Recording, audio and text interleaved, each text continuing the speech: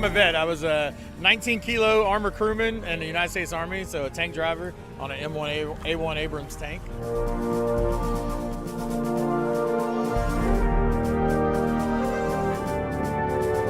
So we created a line of barbecue products with our team, WARPIG Barbecue, and so all of our products donate money back to our 3 core charities, which are the Folds of Honor Foundation, the Lone Survivor Foundation, and Camp Hope, which is the PTSD Foundation of America.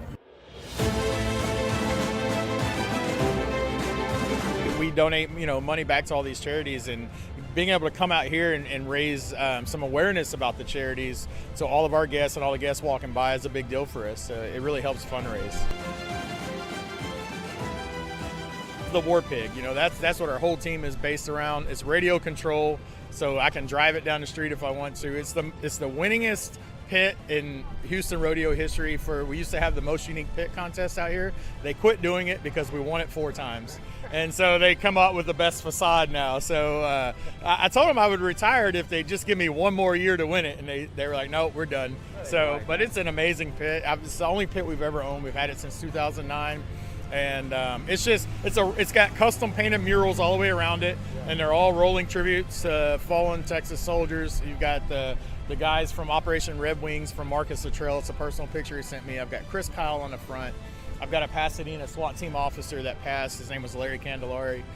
He was a team member of ours. So it's a fun beast, and it's no beauty queen. We beat it up, we take it all across the country. It's the only pit we have.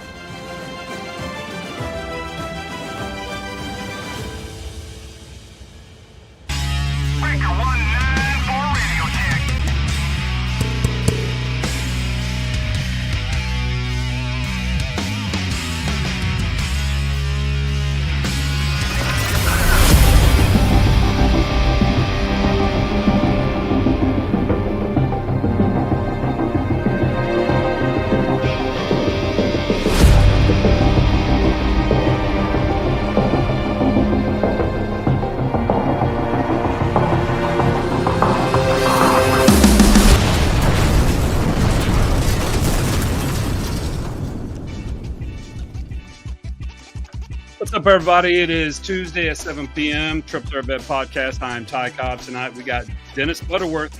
What you know, Matt? Or what you know, Al? Hey, Mr. Phenomenal in the house. What's up, peoples?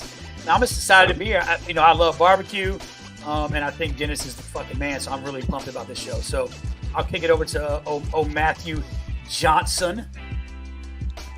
Al, I'm glad to see that your house didn't blow away. I know that you prepared a long time to make sure that it didn't. And then it was sunny the whole time. But welcome, everybody, to the show. Like everybody said, we've got an awesome guest tonight. We can't wait to get into it. And on to our man, DJ Royalty. What's up, everybody? It's DJ Royalty, a.k.a. Paw now. Welcome to the Grandfather family. But welcome to you all. This is the Triple Threat Bet Podcast. We are here. We are ready. And without further ado, let's get into business, y'all. Yeah, absolutely. Let me take that slide down. So I wanted to bring on Dennis Butterworth. He's an Army tanker, 19 kilo. He was a crew member of an M1A1. He's also the proprietor of WARPIG Barbecue. He is the president of the International Barbecue Cookers Association, or IBCA. He works with the Folds of Honor South Texas. He donates a lot of money to the Camp Hope, and he is definitely a huge supporter of Lone Survivor and Operation Red Wing. So without further ado, let's bring on our guest tonight, Dennis Butterworth with WARPIG Barbecue. Hey, what's going on, guys? What's going up? Hey, Dennis, they missed the one accolade I know you're proudest of, like the MVP softball player in the Sunday League every week. I don't know about that. One of the oldest members of the softball team, that's for sure. I get the most bruises every Sunday. There you go. Can be, brother. How old are you? 47. Yeah, bro. We're on blood thinners and shit, bro. That's what happens. You know, them blood thinners. You know what I'm saying? Yeah, I'm 50, bro. So it's sad when old Tim comes and courtesy runs for me, and he's 62. Yeah. I'm like, my God, it makes me feel bad, but I sure take it. Go ahead, brother, run all you want. Yeah, exactly, man. Well, welcome to the show, sir. Welcome to the show. I know that we here in Houston get to see you quite often. but it's going to be an exciting time to learn more about you. I like, I like everything that you do. If anybody, which I'm sure there's going to be a whole bunch of people on here that follow you. I think Bob said already he's going to teach you how to barbecue, whatever that means. I could use some help. Yeah. And then, just excited to learn more about what it is that you guys do and how you do it. And, just the love for what you do, because anytime I've seen you, you're always excited. You may not be excited, but you don't make anybody think that you're not excited, and happy to see them wherever you're at. You know what I mean? Yeah. So what we like to do on the show is just start from the beginning, right? Like, where are you from? Where'd you grow up? And what was life like for you growing up prior to going to the military school, things like that? Sure. Yeah. So I grew up in a small town of Crosby, Texas, just east of Houston. Back in the day, we were a small 4A high school, so we had about 1,000 people. Grew up out in the country, raised horses and pigs and all the kind of fun stuff. Did a lot of trail riding, all the cowboy stuff that everybody wants to do, I guess, as little kids. My mom and dad were big into that kind of stuff. Very big into sports. They preached sports. They preached, just teamwork and social interaction. And so I can't remember a summer growing up where we weren't playing soccer and then moving on to baseball or football and basketball. They always had us into something. I had 2 older sisters who also played. They were very athletic. Sorry, I'm outside, so I got bugs going everywhere. But my dad was drafted during the Vietnam era. So he kind of ruled with that military iron fist, I guess. Very, great guy. Love him to death. Best work ethic of anybody I've ever met in my life. An absolute great role model. But, I had a military bearing, kind of preached into me growing up. And my dad would always, he didn't push the military on us as kids, but he always, kind of guided us in that direction in case that's where we landed, So, went into high school.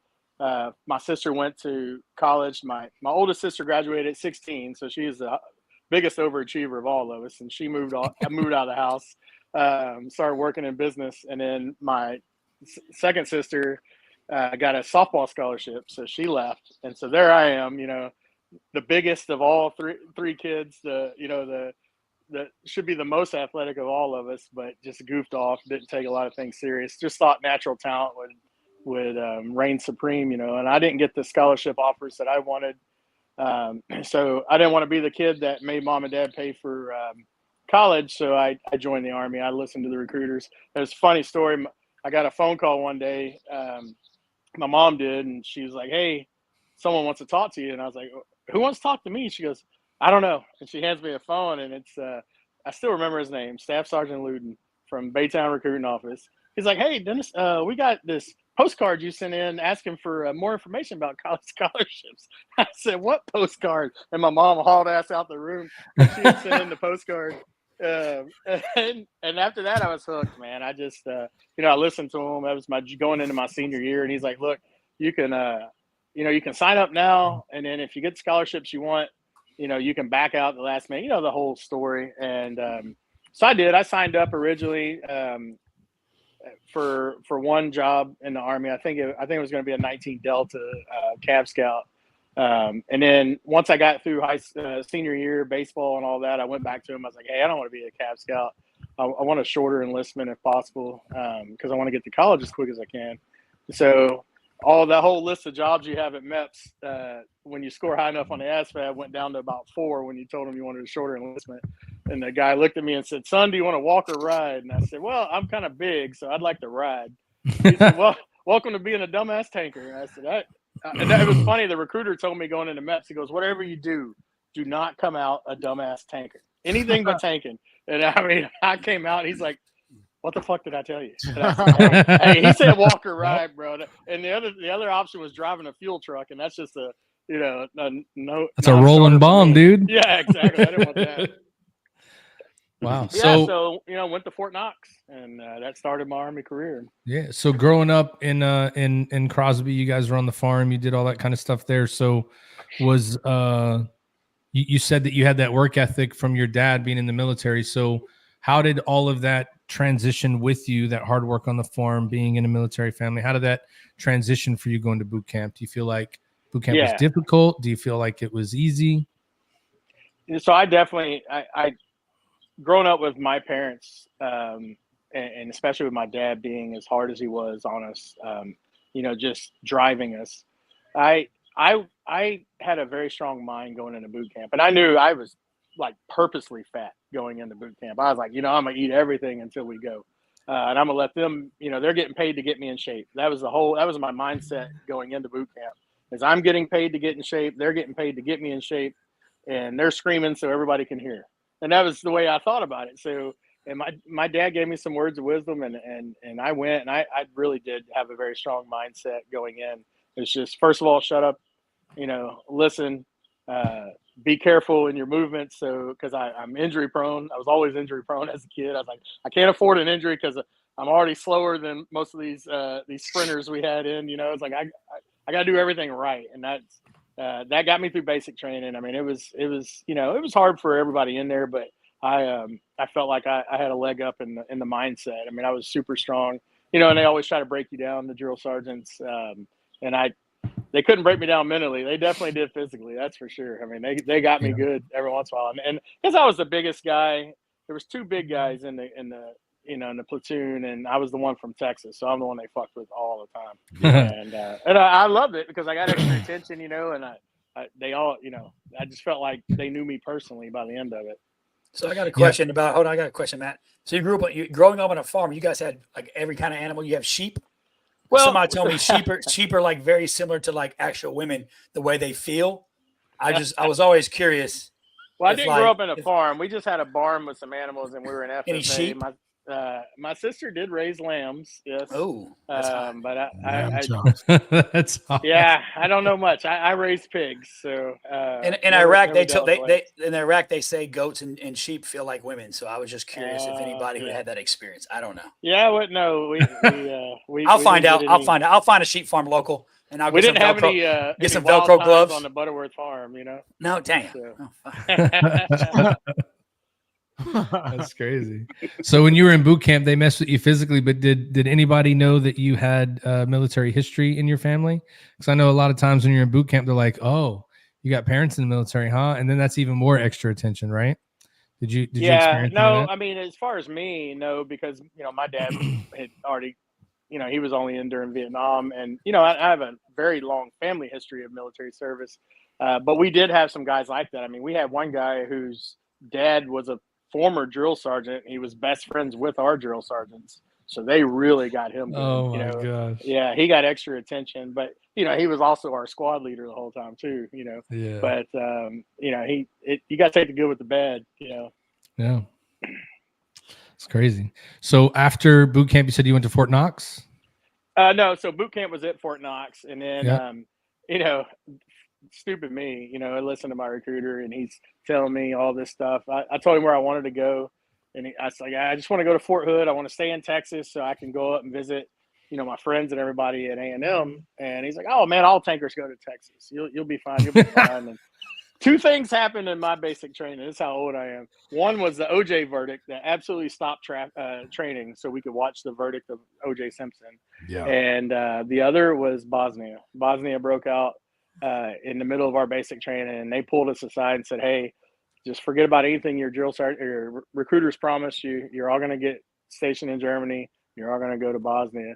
And there was me going, not me. I'm going to Fort Hood. And orders came through, man. Everybody either went to NTC, in California, or some of them got unlucky and went to Fort Riley in Kansas, and then the rest of us all went to Germany. So I was stationed in Vilseck, Germany. Oh, nice. Yeah, Germany's cool though. Yeah, it's a good place to go. Now that I can afford to see it a little better, I'd love to go back. I haven't been back. You're there making $700 a month. You can't really afford to go enjoy Germany. Germany have bigger sheep. They say the sheep in Germany. Germany has a lot of swines. Yeah. But, we were tankers, so we were in the field, 20 days out of the month training all the time. So all we saw was the mud and the snow the whole time. But we did have a good time in Germany. I'd definitely love to go back. It was an interesting country with a lot of history, and so close to all these other countries where you could just hop on a train, or we would rent like a Volkswagen Golf and took it to Paris one time. Like a 4-hour road trip to go to Paris. Oh, yeah, I got a lot of buddies that would take leave in Germany and go rent the supercars and then drive up to eventually end up in Amsterdam, that kind of thing. Yeah. So we were kind of close to the Amsterdam. We weren't too far. So a lot of our NCOs would go up there with their family, and man, they would get busted on the way back trying to bring weed over because they would use a rental car, and the Europeans would pull you over quickly because they don't recognize the rental car plates. And then they would get thrown in jail, and then, then their commander gets a hold of them, and, they're on the verge of getting kicked out of the Army because their wife bought a bunch of pot. And they would always drug test you as soon as you got back over. So I never went to Amsterdam. Yeah. I wanted to. I tried to stay out of trouble, man. I was just trying to bide my time and go to college, get my college money, and get out. Yeah. So getting over to Germany, being in the unit, where did you actually deploy then? Where did you go? So we deployed in '96 over to Macedonia, so former Yugoslavia. So it's Bosnia, Macedonia, Serbia, Kosovo, that whole area. So we were out. We had a young, energetic battalion CO who was hoping to get his stars lined up so he could get a star on his hat at some point. He accepted a challenge for us to become the first tank battalion to deploy as infantry. So we trained to be tankers in war. And then he says, hey, we got 5 months to train as infantry because we're going to be deployed as grunts. And so we're on this, it's a deployment base, Vilsec. Everybody there, it's infantry, artillery, scouts, tankers. And so the infantry are watching us train as them, and they're just laughing their ass off, right? Because, we got tank boots on. We're tracking through the mud and the muck and all this. We're so out of sorts. But we did. We deployed over there as infantry and just got stationed up on, OPs out in the country, and we would do 2-week rotations where we had to do 2 weeks on the observation post and go do patrols, and we got to do mounted patrols, air patrols, the whole thing, and then we would do 21 days back at the main base where we actually got a little liberty to go into town and see some of the sights in the town. Nice. So not a terrible. It was with the United Nations. So if you ever see this picture of me with a blue beret on, you know where that came from. So I know that UN beret. Yeah. Definitely a good deployment. I got out. We got back off deployment in '97, and then shortly after that, I think '98 was when those guys went over there and got captured. I think by Serbia, if I remember right, maybe Kosovo. They got captured. I just remember it because somehow Jesse Jackson, the Reverend, went over there and got him out. I don't know what the hell he told him, but he brought him home. Yeah. And those guys were part of our replacement unit that went over there and replaced us when we were done. So then I came back off deployment. They had another deployment to Bosnia that you could volunteer from, but by then I was right at the re-enlistment stage, or if I wanted to re-enlist or not. And I was just really very goal-oriented. I set a goal to go in, get my college money, and get out and go to college. And so when it came time for re-enlistment, it was exciting because I had some really nice job offers. If I wanted to change MOS or stay tanking, and man, I listened to myself, and I was like, you said you wanted to go to college and take advantage of it. So I did join the reserves out of active duty, and I changed MOS to counterintelligence. So we had a military intelligence unit in Pasadena, Texas. So I did that, and that was a very hard transition. I don't know if you guys have gone active to reserves or National Guard, but just to go from being G.I. Joe every day, training for war, being deployed, to 1 week in the month with a bunch of people, and this is all pre 9/11, so a bunch of people that have never been deployed in their life.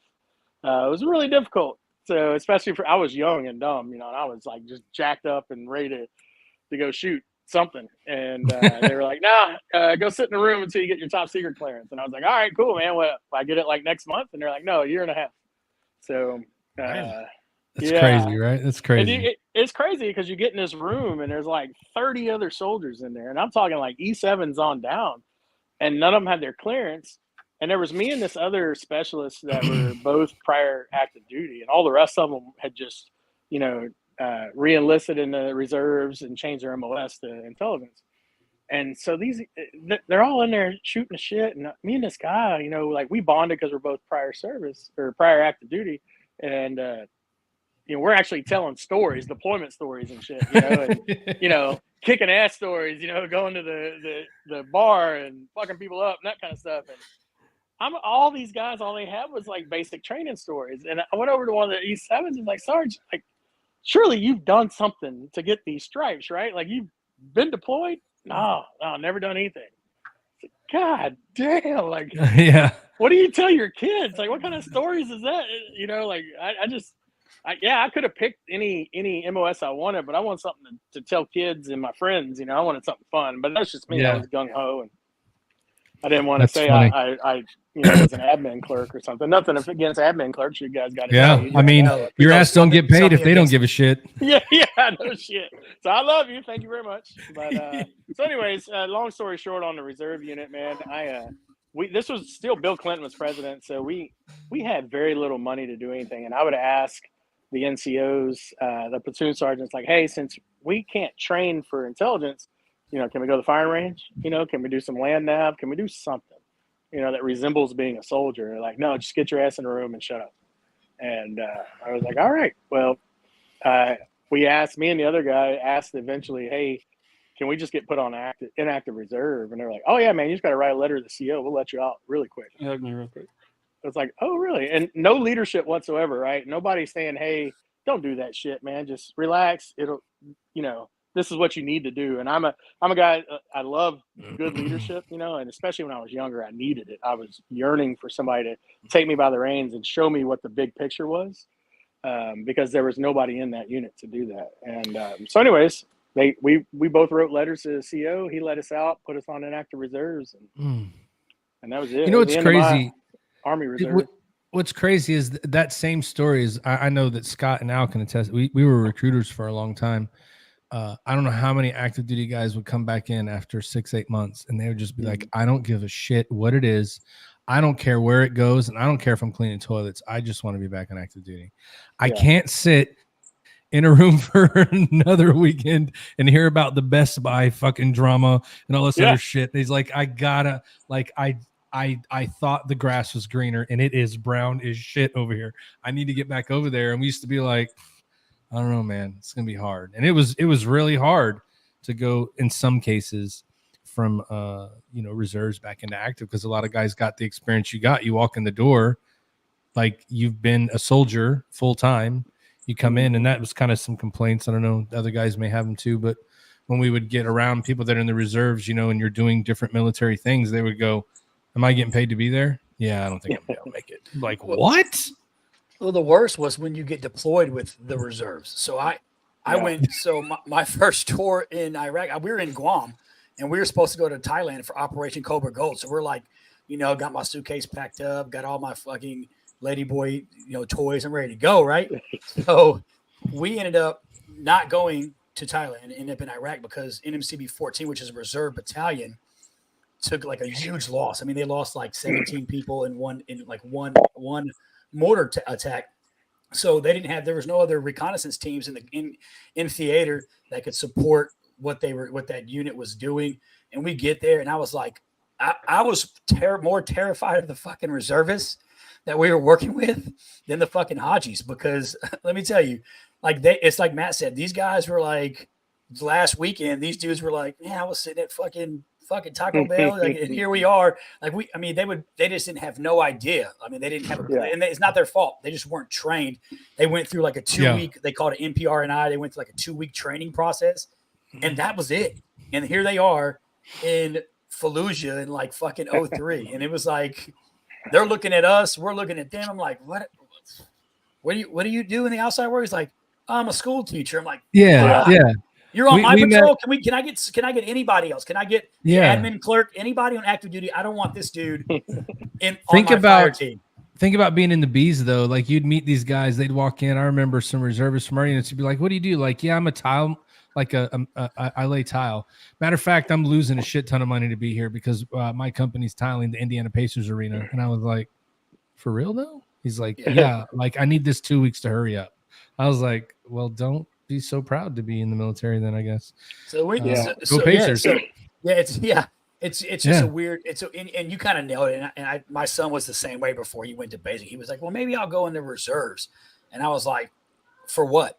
Like reserves are for people who have like a business. They're doctors. They already have an established career. Like there's really no benefit in the reserves unless you just want to serve. You want to wear a uniform, but it is not the same thing. And I'm not knocking the reserves, not knocking any reservists that are watching. But let me tell you something. We went from a Navy Reserve unit helping them to an Army Reserve unit, and I was like, these dudes were shooting at people on bridges that were smoking cigarettes. Like, dude, you don't see that fucking tank on that bridge? They're clearly with us. And they're like, contact front, like just lighting up the bridge and thinking, holy fuck. Like we're all dying. We're all dead. Well, that was in my letter to the CO. I was like, I was brutally honest. I mean, I was 21, so I was really young and stupid, and I was like, I don't trust a single member of this unit to deploy with me downrange and have a weapon behind my back and not shoot me. I said, there's zero training, there's zero accountability, and zero leadership. And I just knew I was going to get my ass chewed. And I came in the next week, the next time we went there, and they were like, "Oh man, here's your papers." Now they fucked me hard because I was an E4, and when they brought me into the unit, they signed me up as an E3, and that has never been fixed. And so when I got my honorable discharge, my certificate, I called them like 6 months ahead of time. That I forget, like VA records or whoever, and I was like, "Hey, I just want to check because this reserve unit really screwed me, and they signed me up as an E3, but I was an E4, and my DD 214 says E4 from active duty. So I just want to make sure my discharge says E4. I don't want to hang a certificate that says E3. It's a wrong rank." And they're like, "Oh yeah, it says E3." I was like, "Okay, well, let's fix it." And they're like, "Well, we don't have any orders for you getting promoted to E4." I said, "I have a DD 214, which is the gospel, that says E4." They're like, "Oh, it doesn't matter. I don't have orders for you. It says you got promoted." And I was like, "Surely you do from my active duty. All I have are your reserve records." I was like, "I was in that unit for 2 months." Like, what? I mean, wow, dude. So, yeah, it was a. I mean, it's I never they knew don't recruit the biggest and brightest. Your Army career was like that. I just assumed that you were that they were making documentaries about you in the Army too. But that would suck. That would suck. Man, it sucked. Yeah. I loved active duty. I really did. I mean, I really loved. I mean, it's cheesy and all, but like I would, look in the mirror and say, "Man, you used to dream of this when you were a kid." We played G.I. Joe all the time, and we played Army all the time as kids, growing up in the country. So I loved it, and you remember the good times more than you remember the bad times. But being a tanker, there's a lot of tough times. There's a lot of hard training, especially being from Texas and training in Germany where it's snowing in July. And you're out there and the track breaks on your tank, and you got to dig through the snow with your bare hands to find the bolts to put the track back together. And there's some challenging times, but that's what builds your character. Dennis, I've been telling my kids for years when like that movie Fury that it was made about you. I still tell my kids like I know the what's his name, Brad Pitt's character. I know him. His real name's Dennis Butterworth. Like I know him. That was him. That was him. He didn't really die. That's really him. That's really him. It's a little far-fetched, but the just the communication, the in between with the tank crew, all that was so realistic, and I'm sitting there gripping the movie theater chair so hard when I was watching it because the action was just man. I was like, man, of course this would never happen in real life, but man, this shit is cool. Like some of this is very realistic. It brings back a lot of memories. You watch movies like that and go, I wish that would have happened. That would have been so awesome. Yeah, exactly. And then if you're in active duty, if you're in active duty, you're like, what could we do to make that happen? Do you guys think we could like set that up? And then you're like trying to think through it, and then somebody realizes that the idiot, junior enlisted guys in the corner coming up with a plan. Your chief walks over and goes, "Whatever you're doing, stop right now." You're like, "How'd you know we were doing something?" They're like, "We could just tell." Well, watch the E4 Mafia, man, bro. Just when you watch that movie, shit like that, you watch that movie, and I'll tell you what, because I was in Iraq, and I remember like like coming across like tankers when we were going on patrols and shit. And like, we're like fanboys. Like we're hardened fucking guys. We're out there like doing the shit and we're stopping to take pictures. Like I'm asking like, can I sit in the tank? Like, can I get a picture inside this tank? Like, bro, it's horrible. Like a bunch of fanboys. That shit's badass, dude. So in Iraq in 2003, we ended up in Mosul at the airfield. So by the time we got to Mosul, they didn't really have a job for the tankers to do in the city of Mosul because they couldn't really navigate. So they kind of pulled them back and they were putting them on the perimeter of Mosul. So there was this one tank that was called, the name on the gun was because GW said so. And so I used to fanboy over that one. I'd go over and take pictures with that one. That was pretty cool. Because I got my little M4 in front of this tank. Like I'm part of the crew. Like, hey, me. Yeah, it's crazy. Yeah, it's, what was the name of your tank, Butter? We were backwoods, so we were Bravo. We were in the 1st Infantry. Well, I started out in the 3rd Infantry Division, so 3rd ID, and then we transitioned over to the 1st ID to Big Red 1. But we were always Bravo, so we were Bravo 163, and we were backwoods, which was very appropriate because I was from Texas, my gunner was from Alabama, tank commander was from Kentucky, and then the other guy was from Virginia. So we were pretty fun country on that tank. Whole lot of dip spitting going on in that tank. Yeah, whole lot of fucking very awkward stories being told. Oh, you get really close really quickly when you're in that turret. It's not a lot of room. Yeah. Yeah. Well, big shout out to the Triple Threat Vet Platoon in the comments here. I see Bob Mayer. Bob Mayer is a gentleman that I deployed with back in 2003.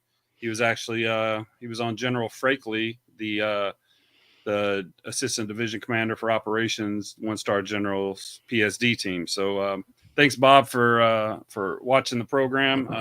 Bob was talking about. He's one of my buddies, but I've been telling him that you're coming on. He says he can out cook you. So I have very graciously invited him to come down to Houston and back up that talk because it happens all the time. Trust me. Yeah. People out cook me every weekend pretty much. So I just love the competition, the camaraderie. But so just fast forward to the war in Iraq, and by now so I got my discharge I think in 2003. So right after the war started, right. I was in college. I was at A&M, and so kind of got lucky that because by then I was fat and out of shape and drinking heavily, and I just knew that they were going to call me back off inactive reserves. But I guess enlistment was at an all-time high, so and everybody wanted to be tankers, so they didn't call us back. And I'm sitting there watching Fox News one day, and I see my old battalion CO, the one I said that wanted to get his stars. He's now 4-star General David Perkins sitting in Saddam Hussein's palace in one of his thrones that he took. And I was like, I knew that guy was going to be general, he was a hell of a battalion CO, yeah. And now he's a Fox News contributor after the war. Oh, there you go. Got to keep making that money. Yeah, I've seen him. Yeah, that was him. Well, what do you think? Time for a break real quick so we can get into what's going on nowadays? Yeah, absolutely. Take us out, Scott. For sure. This is DJ Royal T. You are live with the Triple Threat Vet Podcast. We are in the building with my man Butter. We're going to get into some barbecue or some other stuff when we get back.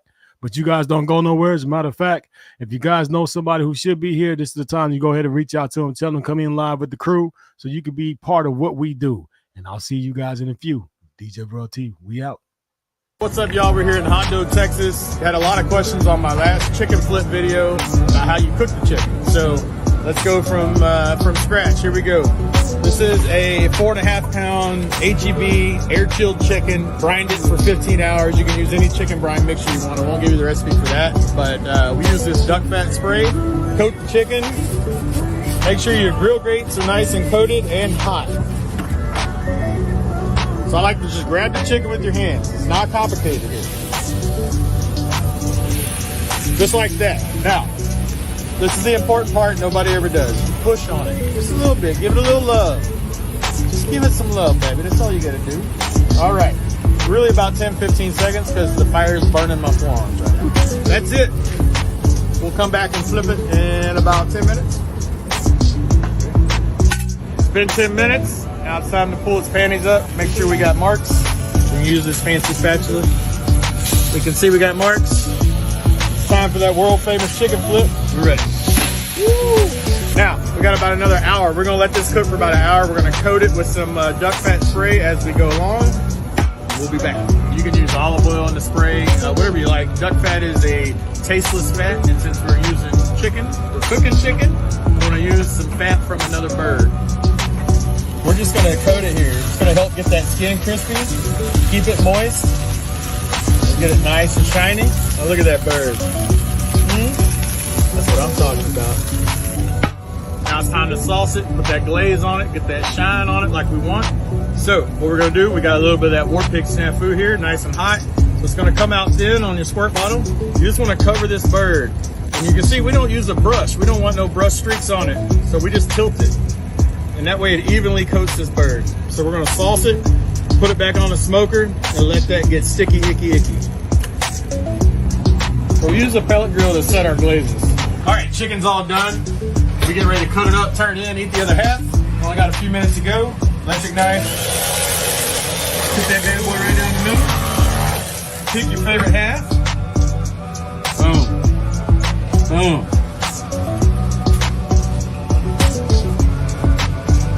I want them judges to get a good look.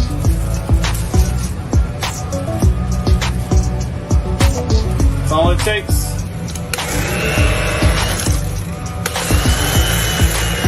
Look at that moisture. You know what I'm saying? That bird is moist.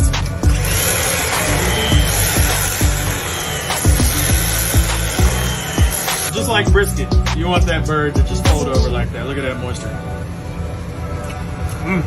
That's what I'm talking about, bro. No, not you, Seamus. Yeah, that chicken looked pretty good. I ain't even gonna lie. That yard bird looked good. So I will say this: when it comes to like Dennis's shit, I'm gonna tell you right now. Look, bro, I ain't fucking around. Like that, I will never. And I've bought Big Mo Cason shit. I've bought a fuck ton of seasonings and dry rubs for a long time, and then I ordered some of his stuff, bro. Nothing even comes close. Like I'm dead serious. I've got and in fact, it's sad. I bought his little package for Austin. He's probably watching. He's probably, what the fuck? I bought it for like a present. It was like a birthday present. I got him a whole set, and he kept that shit. I kept it. I use it on everything, bro.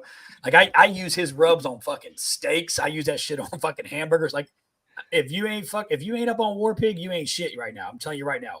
I mean that's the truth. This is that's the wrong one. Where's the right one? There we go. So he sent in the group text like, let's go. I've been following Mama and Papa Joe out of Texas. My shit gets better every time, and I use WARPIG rub worth every penny. Absolutely.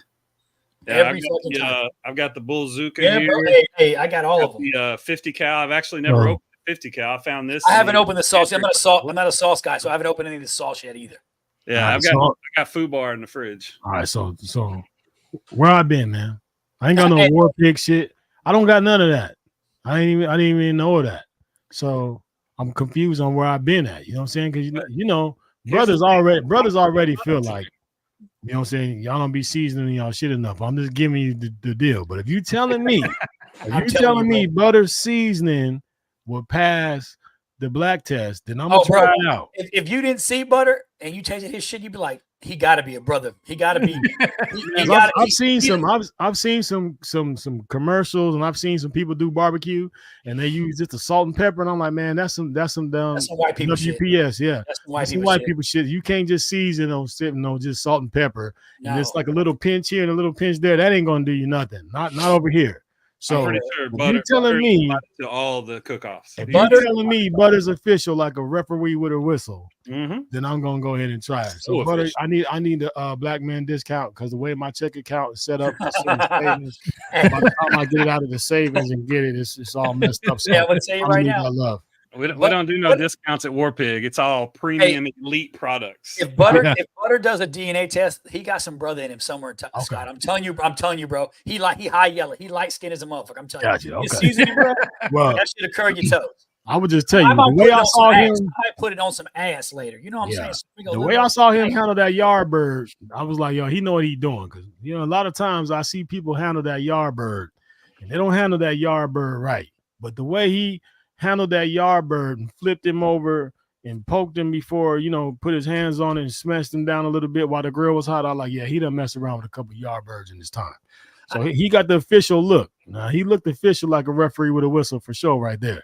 So, and then the way he threw that sauce up on there, you know what I'm saying? And he didn't use no brush. He just threw that sauce on there and let that thing sit on there like that. I was like, The man's an artist. I'm telling you. I mean, wait till he starts waxing poetic. I mean, we've only broke the surface. We're talking about the military.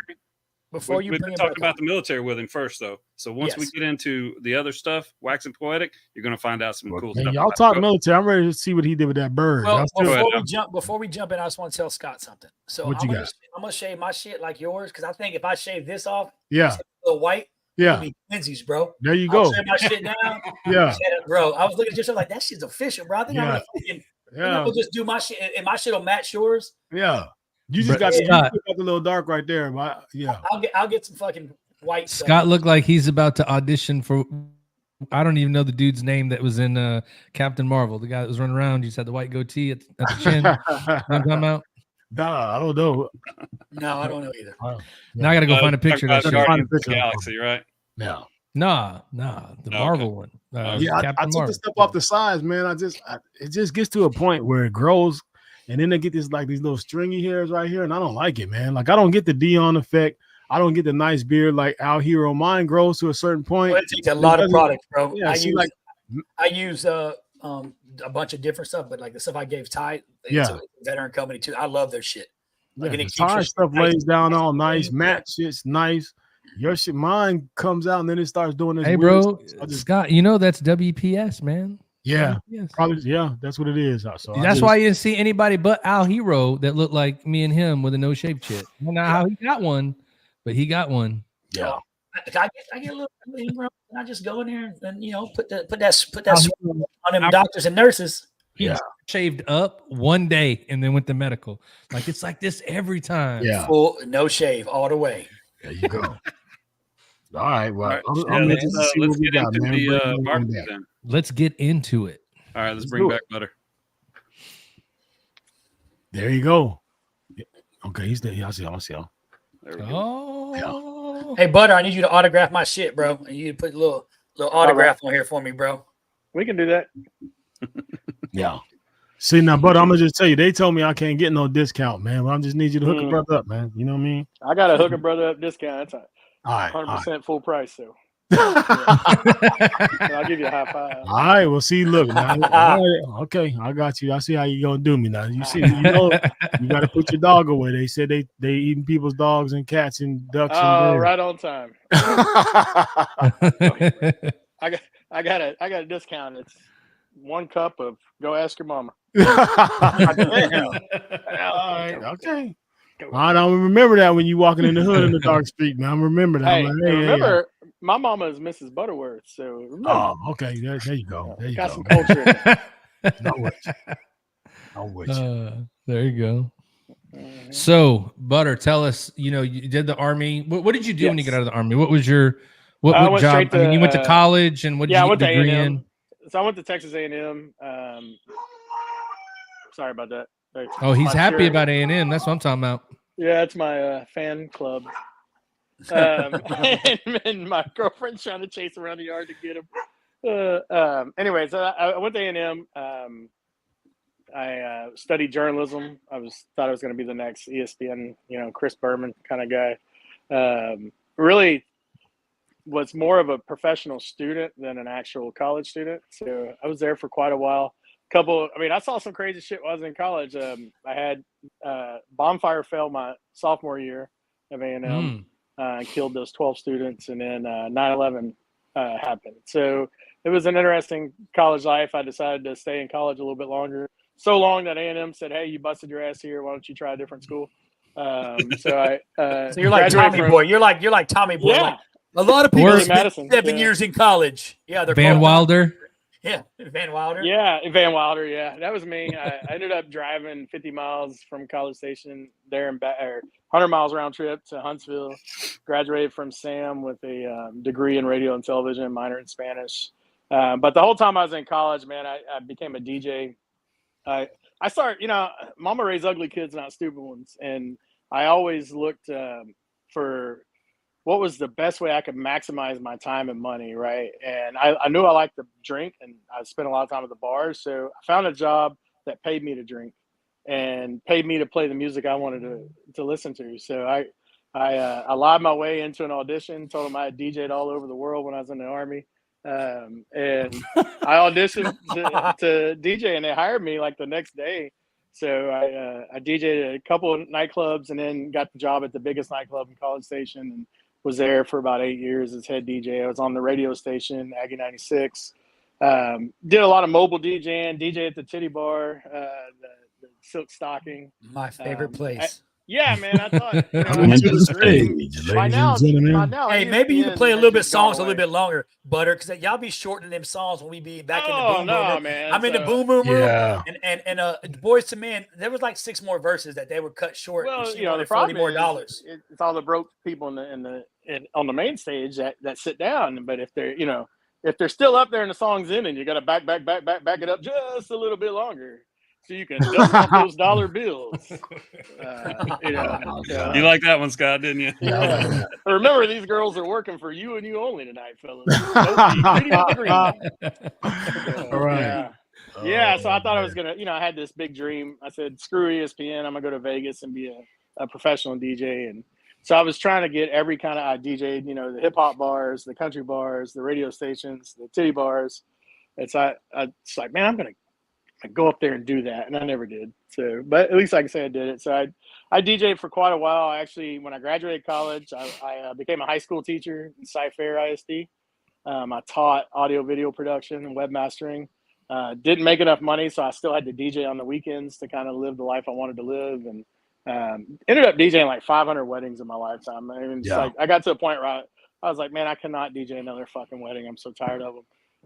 Got the chance to go into oil and gas and hung up my headphones for good. And it was a sad day, but I was super happy. I was like, man, I don't have to do this anymore. I think we need Monday through Friday. We need a Dennis DJ Royalty collab. We need like a fucking.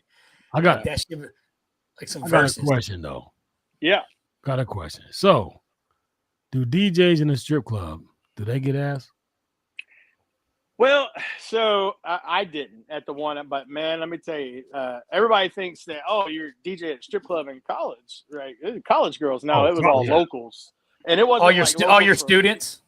It wasn't locals from College Station, man. It was like locals from Iola and North Zolch, Texas. Yeah, and, but College they Station, come in with three kid seats in the back of their old Buick. College Station strippers is nothing like no Atlanta ones, man. No, bro. Like Austin. You probably had a couple teachers you knew, like the principal was in there, like shaking it for $1. This is way before that, but they walk in. I'd be like, hey, cinnamon, check sound, So they walk into the DJ booth and that old flappy titty just land on your leg. You're like, that's my favorite, bro. I'm going this weekend. That's hot. Yeah. But no, I didn't. This marks one a of my roommates bro. did. So, bag of nickels. I love it. Upside down candy corns. I know you've seen a lot of that. I hate them. Yeah. Little candy corns. Upside down candy corns. Any little people strippers? Did you ever get to see having? No, thank God. Really fuck. Man. They got in Atlanta. One of the nightclubs I worked at, they would always bring in like these side shows on off nights, right? You'd have the Thunder from Down Under, the male strippers. Yeah. And then they would bring in like midget wrestling or whatever you got to call it nowadays. And I was like, man, I don't want to be here for this. Like this, but they paid me to sit there and you had to bring them out. So. Some amputees. Oh, so hot. Missing a leg, bro. Coming to the stage now. Young jockstrap. Yeah. That's crazy. Wow. So how does all of that DJing and all those crazy places, how does all this transition into a barbecue empire? There you go. Yeah, very, very interesting question. I mean, it's my life is a wild ride, and I've loved every minute of it. So one of my best friends, when I graduated high school, I went to Fort Knox. He went to West Point, and He flew helicopters, commanded a helicopter unit in Afghanistan, did the whole thing. Resigned his commission as a captain and got out, and so he got out right after I got out of college finally when I graduated. And I had just moved back to Houston, and, one of our other buddies, we were all kind of close to each other, and we were looking for something to do, to blow off steam and get away from the women and just talk shit and drink. So my brother-in-law at the time was a competition guy, and we had a couple of local barbecue competitions, and we were going and helping him. I was like, man, we could do this shit. We didn't know anything about cooking barbecue really, other than just grilling chicken. So we did it, and we launched into that barbecue competition world, and we loved every minute of it, man. We got to a point where we thought we were big time because we were doing 4 a year, and man, we got 4 core cook-offs that we go do every year, and it's the coolest thing. And then I kind of got that bug where I was tired of losing because all we did was drink, right? I mean, we would just drink heavily, and then we get lucky if we turn anything in. And I would come home and I'd have to explain, yeah, we didn't win shit. We spent all this money, we just drank the whole time. So I was like, you know what, I'm gonna try to take this a little more serious. And I got me a barbecue pit, and I started doing them without the team because all they wanted to do was at 4. And so I started taking it more serious, started learning the craft. This is before they had classes and before all this online stuff where everybody was real tight-lipped. So you had to just learn by trial and error. And I did it, man. I paid my dues in that world and got better and better. And we started winning. And we went from doing 4 a year to about 43 a year cook-offs, and all over the country, traveling to Kansas City, Alabama, Mississippi, Louisiana, Kansas, wherever, the wind would take us. And I just I got on a friend of mine had a team in Houston, and at the time I was their DJ. He was like, hey, join my team and you can DJ. And I was like, badass, man. Yeah, I love it. I said, I do this competition thing on the side, but that was back in our 4 cook-off days. So I really didn't know what I was doing. So I was just happy to be a DJ and be part of Houston. And then one day he's like, hey man, we got an extra spot and I want you to be the chief cook of that extra spot. And I was like, really? He said, yeah. I said, oh, dude, it's such an honor. So, we started cooking out of Houston. We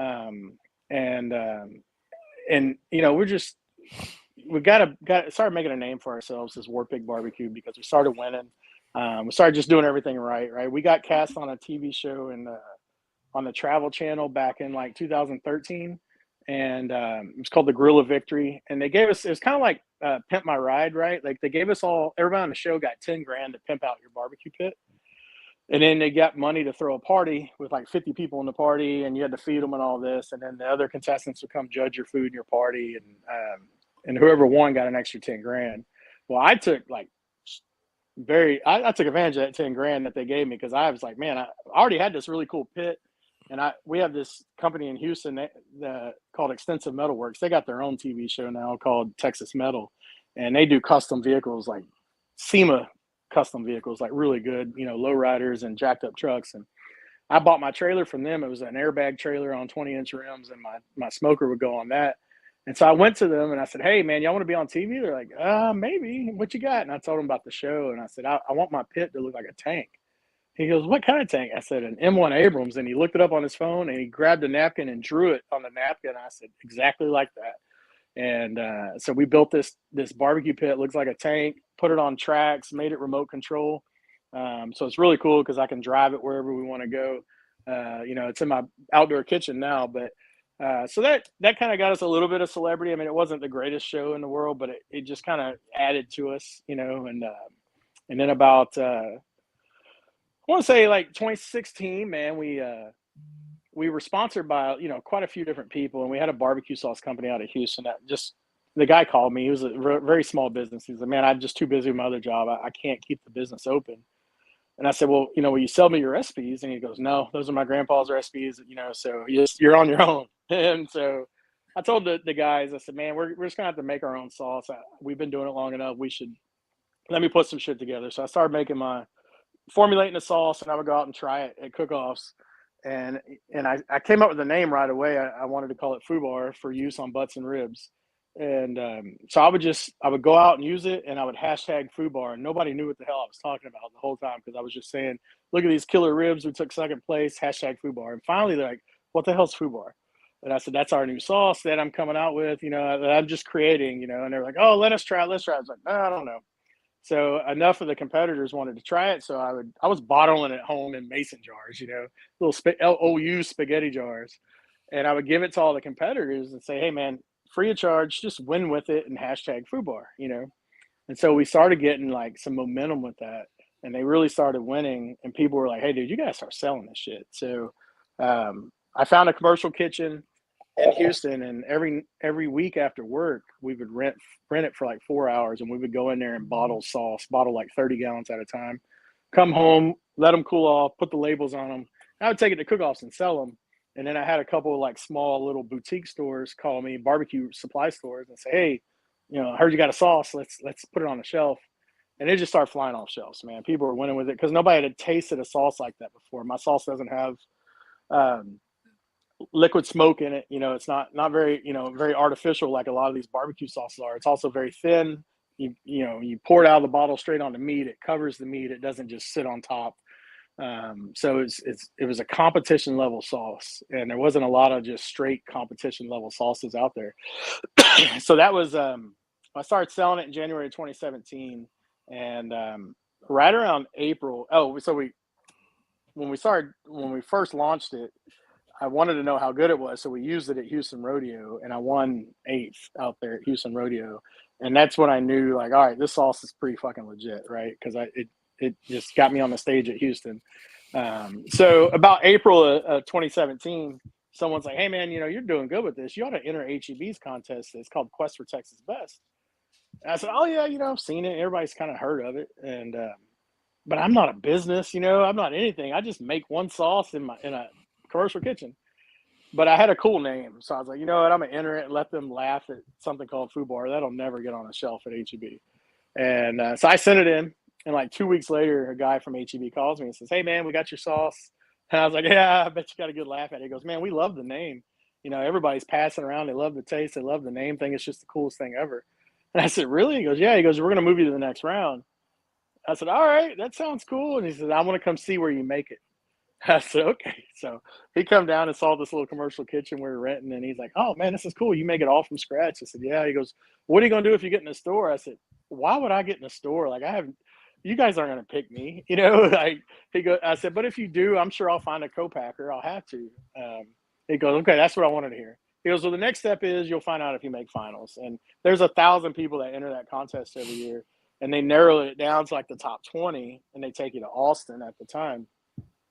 So they called me. I was in work. I was at work in downtown. I was sitting in my cubicle, and everybody knew I was waiting on this phone call. And so the whole office got real quiet. And the guy calls me. He goes, man, I just want to let you know you made finals. You made top 20. And so I held up a sign that said top 20, and the whole office just went nuts. It was really cool. That was a really cool company I worked for. They were very supportive of me owning a small business. And so I went to fast forward to Austin, man. I pitched it in front of a crowd. It's kind of like their Shark Tank version of what it is. But I won the damn thing. I ended up winning first place. Got $20,000 in first place trophy, big ass check. And got in the store. So we launched in HEB in January of 2018 with FUBAR. That year, the first year I started hand bottling it, we sold about 50 bottles. The first year in HEB, we sold over 50,000. And it just kind of never looked back. We were the number one selling sauce in HEB. We were in like 250 HEBs and out of 300, and we beat everybody else on the shelf. So, needless to say, we've been on the shelf since 18. I now have 6 products. I have 3 sauces and 3 rubs on the shelf. Just hit Kroger, North Texas region. So I've got stores up there. I've got about 500 or 600 stores total across the country. Definitely plenty of room to grow. I want to be in like 3,000 or 4,000 stores, but that's how it's been. Dennis, do you guys? So it's funny you mentioned your sauce because you're absolutely right. So most times when I buy over-the-counter barbecue sauce, I normally cut it with vinegar or cut it with some kind of mustard to thin it out. Do y'all have a mustard-based sauce? Are you going to come up with a mustard-based sauce at all? Yeah, I actually, so during COVID, I had plenty of time to do R&D, and I came up with, I was really working on losing weight back then, and I wanted to make some sugar-free sauces. That got really hot. The keto life was really hot back then, and so I actually created a mustard-based sauce because I love the Central Texas mustard sauces. And That's my favorite. So yeah, I love it. I've got it. I just haven't launched it. I also have a Alabama white sauce, which is like barbecue ranch, is the easiest way to explain that. Yeah, it's like a mayonnaise based. Yeah, it's a mayonnaise based. I've had wings with that sauce. Not my favorite, but yeah, it's not bad. It's really very good different. It's totally different. Yeah, and then probably the next sauce I'll come out with is my Japanese sauce. So I've got that ready to go. I've got the label. Like almost like a Korean barbecue type sauce. It's like more Asian of a zing type of. Yeah, like if you've tried bachans in the store. So it's very bachans was my inspiration, man. I bought that and I was like, dude, I love this sauce. I was putting it on everything. So naturally, as a sauce guy, you're like, all right, I gotta make my own. So I just went to town with it and formulated it the way I wanted it to be, and it's amazing. It really is. I should have launched it 2 or 3 years ago. I've just been, this business is very cash flow sensitive, right? I mean, you got to have a lot of money in the bank just to wait. You hurry up and wait, right? Hurry up and wait to get paid. So I always look for that big customer that I can land that wants this Japanese sauce before I launch it. Because I have the samples and everything, but I think this year we'll launch it before Houston, and that'll be our big thing at Houston. We'll advertise the hell out of it out there in February. Yeah. But it's a phenomenal sauce. I like that word, phenomenal. All your shit's phenomenal. Bro, so I can't wait. Hell yeah! Just to go back just a little bit. So when you started in barbecue, you were helping, and then when you got on the team to cook, I didn't want to interrupt your saying, but so. Mm-hmm. Was the team that you joined the WARPIG team, or did the WARPIG team come out of when you started cooking as like that extra cooker? Is that where your WARPIG brand came out from, or were you? I'm just trying to connect where WARPIG came from. Yeah, no. So we started out in the very early days as Long Shots, and then I really hated that name. So we were all playing Call of Duty all the time, and every night after work. And I remember that Call of Duty, I think it was like Modern Warfare, where there was a mission if you played the campaign, it was called the WARPIG, and you had to rescue a downed tank. And that stuck in my head forever. So when we were looking for a new team name, I was like, dude, WARPIG Barbecue, it's perfect, and everybody's like, yeah, it's perfect. So that was our new name. So the team out at Houston was called Lost Village, and they've been out there since like the very first cook-off at Houston, so over 30 years. And the owner is a real good friend of mine. So when he asked us to take over one of the spots and cook, we still were called Lost Village, but the WARPIGs were cooking for him, right? And so my team would come in and cook. We did the competition and all that kind of stuff. And then what I didn't get to with that was I eventually, in 2019, his name is David Smith. He looked at me, he goes, man, I have no emotional attachment to Lost Village. He said, you've been running this tent on your own basically for the last 3 years. He said, it's yours. Change the name to WARPIG and take it over. So he handed me the keys to to 2 spaces in Houston that, is prime real estate. And it's been WARPIG Barbecue ever since out there. Yeah. And so just really real quick, for everybody that's out there, when Dennis is saying Houston, he's talking about the Houston Livestock Show and Rodeo's barbecue competition that kicks off the Houston Rodeo every year. So it's a week of partying, barbecue, and hanging out. And your tent is massive, sir. It is massive. Yeah, and it's not, there's people that have 4 spots out there. We have 2, but we buy some extra space. We buy everything Houston will give us, just so we can just maximize the space in it. And Houston Rodeo, I just always refer to it as Houston, but the Livestock Show and Rodeo Cook-Off, it's one of the 4 major world championships of barbecue. So it's something that you want to win, but it is, if you don't care about cooking, you just want to party, it's the place for you as well. I mean, there's huge parties. We have a great time. We'll have, close to 1,000 people in the tent every night, just partying their ass off. We're sponsored by Crown Royal. I mean, who can go wrong with that, right? And the company that owns Crown owns so many other brands, and they give us, Don Julio, Bullet, Kettle One, Crown, Johnny Walker, whatever we want. And so it's really nice that we can provide that to our guests. And but the rodeo cook-off is a lot of fun. Coming. Al Hero's officially coming to the barbecue cook-off. I'm done. There you go. Come on down, man. You can get in the VIP, and we create this lounge in the back. We build this huge deck that just covers all this area, and we put AstroTurf down, and we've got patio furniture and whatnot out there for everybody to just chill in the VIP area. I'm not a Crown just a guy, lot of Butter. fun. I'm not a Crown guy, but I'm a barbecue guy. Crown's garbage. I don't drink Crown. It's just not my thing. I don't like blended whiskeys, but You like Bullet though. I'll drink I like anything. Bullet. I'll drink it all. I don't give a fuck. Yeah, Bullet, if y'all are Blade sponsored and by Bow Mad is Dog, another I'm one. showing up. Yeah, Blade and Bow is a good bourbon that they have that they own, as That well is as Harper's. IW Harper is another one they own. So we get all that. I just ask them, and they say, "Yeah, we'll give you." They give us about 30 grand worth of liquor every year. That's what we. Some That's St. what we- Eyes, little St. Eyes, and a little Mad Dog. Let's do this. That's what people don't understand about Houston. Like, yes, we have a massive spot. We throw a huge party. I spent about 230 grand this year on 3 days. Yep. Out there for that party, and it was all sponsored. Thank God. I'm about to Every say, bro, penny of it. they take a post-dated check because I'm about to. Yeah, I'm with Scott on this one. I'm about to Yeah. move some funds around. I'm about to sell a kidney or something. But shit. It gets scary up towards the end, but then everybody's like, "Oh shit, yeah, we forgot to sponsor you. Yeah, here's some money. Here's some money. Thank God."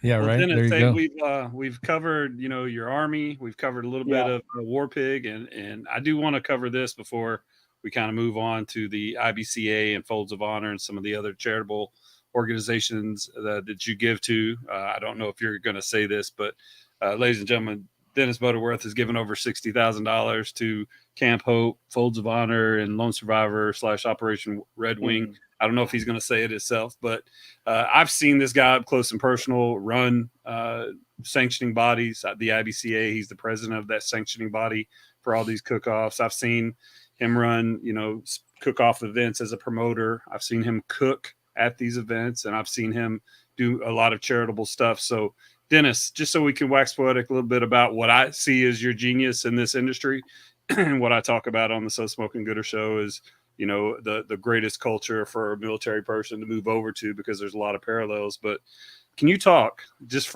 is probably just for my amusement, can you talk a little bit about the backstories that you give all your characters for the WARPIG products? The backstories. Yeah, so first and foremost, I mean, my absolute favorite character is this guy right here. So Sergeant Butter. He's the mascot for my all-purpose garlic butter salt pepper rub. And I named this rub after my dad, who was Army Sergeant Richard Butterworth. And so it's been a lot of fun when I finally told him what I had done. I mean, it was his Father's Day present, and he was like, "You put my name on a bottle?" And I was like, "Yeah, Dad. You're Sergeant Butter. That's it." So I had this little guy created. It's just the coolest little dude. It kind of looks like SpongeBob, but it's I told the artist I wanted a Vietnam era machine gunner that's made out of butter, and that's what they gave me. So 50 cal is my beef sauce. And so when you see it and you see the number 50 and then the word cow, COW, it's kind of weird, right? But when you say it fast and you realize it's like a 50 cal sniper rifle, right? Like the character 50 cal is a bull that is and this is what I told my artist, he's a United States Navy SEAL sniper, but he's a bull, and he shoots a 50 cal rifle, and that's what they designed. And so I have this really cool character. We call him Fitty.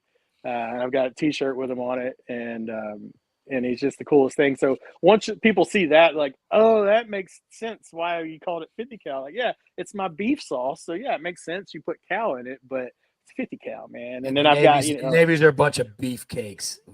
Man, they eat it up. Well, the Navy gave me hell. All of my Navy buddies like, man, all you ever talk about is the Army. Everybody, Fubar, he's an Army guy. WARPIG's Army. I said, I got your Navy coming up. Hold your tits. So, I have Snafu, man. Snafu is my rooster. He's a bomber pilot from World War II. Because Snafu is situation normal, all fouled up is what the sauce stands for, FOWL. So it's my chicken and fowl sauce. And then I've got Ham Grenade, which is really cool because it's a pig with the body of a grenade, and I've got this cartoon in my head where this is the part I wanted to hear, Dennis. Yeah, you told me this. Runs, yeah, I got this. The war pig. He's running around grabbing ham grenade, pulling the pin, throwing his ass. And you got Fitty providing Overwatch, and then So my chicken rub that I haven't come out with is called Little Bird, right? He's obviously a helicopter pilot, flies Little Bird, and he's over there bringing in the special forces, and there's ham grenade and FUBAR.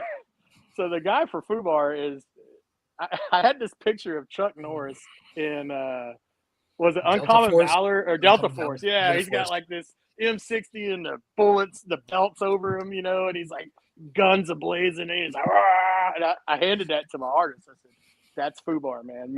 Turn that guy into a pig."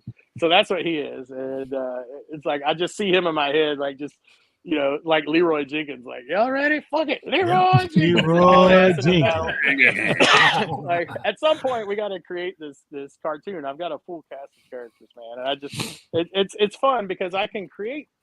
I've got a list of names on my phone of products I don't have products for. I create the name first and then build the product around it. And I know songwriters do that. They'll think of a word or like a little line. They'll say something, say, "Oh, that make a great song," right? Well, I do the same thing with products. Like, shit, I'm driving down the road and I'll grab Siri and tell her, "Hey, take a voice note or whatever.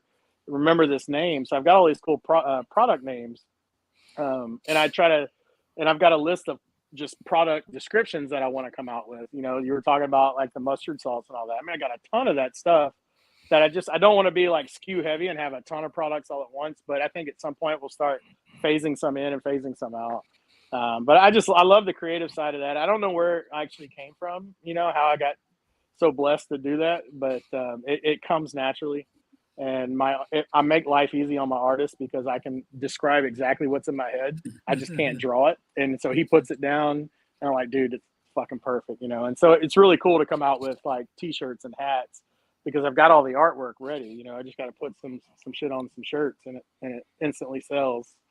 So it's a lot of fun creating products like that. The only serious one I have is the Japanese sauce. And I'll tell you, the name of it is 442.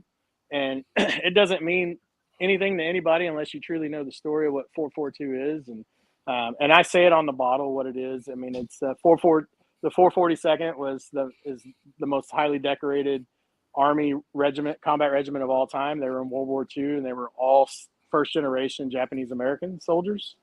And I want to say they had like 23 medals of honor in that unit just in World War II. And there's so many medals and accolades. So when I was looking for a name for that sauce, man, I did so much research and I knew I wanted to really pay tribute to something and bring Japanese culture into it instead of just being cheesy and putting Japanese figures on a label, right? I always wanted to mean something. And so I found 442 and I was like, oh man, this is it. This is what it's got to be. So that sauce is going to be very important to me when I launch it, just because it does pay tribute to those guys. And I want to get that awareness out. They've got to make a movie about those guys. I mean, I only learned a little bit when I was researching it, but I definitely would love to know the full story of those guys. I think it would be a great show. I think the 442 would be the next band of brothers. If someone sat down and made a story about it. You say that, Dennis. We've had a guy named Dr. Imaki on one of the other podcasts that we do, and he's part of the museum and historical curator for the Fighting 442nd out in Los Angeles. So I'll put you in touch with him. He can give you the entire history. If you're doing R&D, I'd be honored to be part of the R&D for 442. That'd be great. Yeah, man, I'm super excited about that.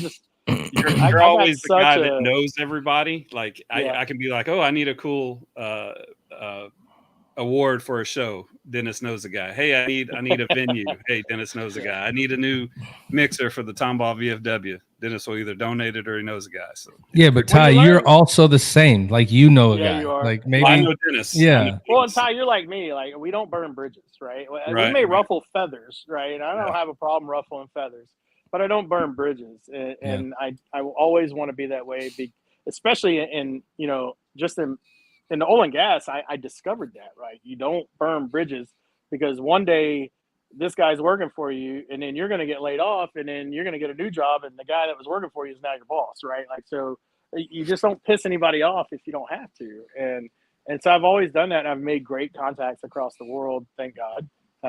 And people love to help.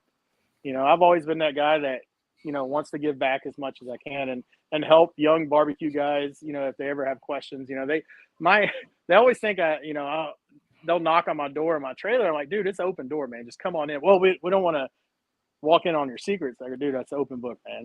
I do this for a living, so I want y'all to use my product. So come see how I use it.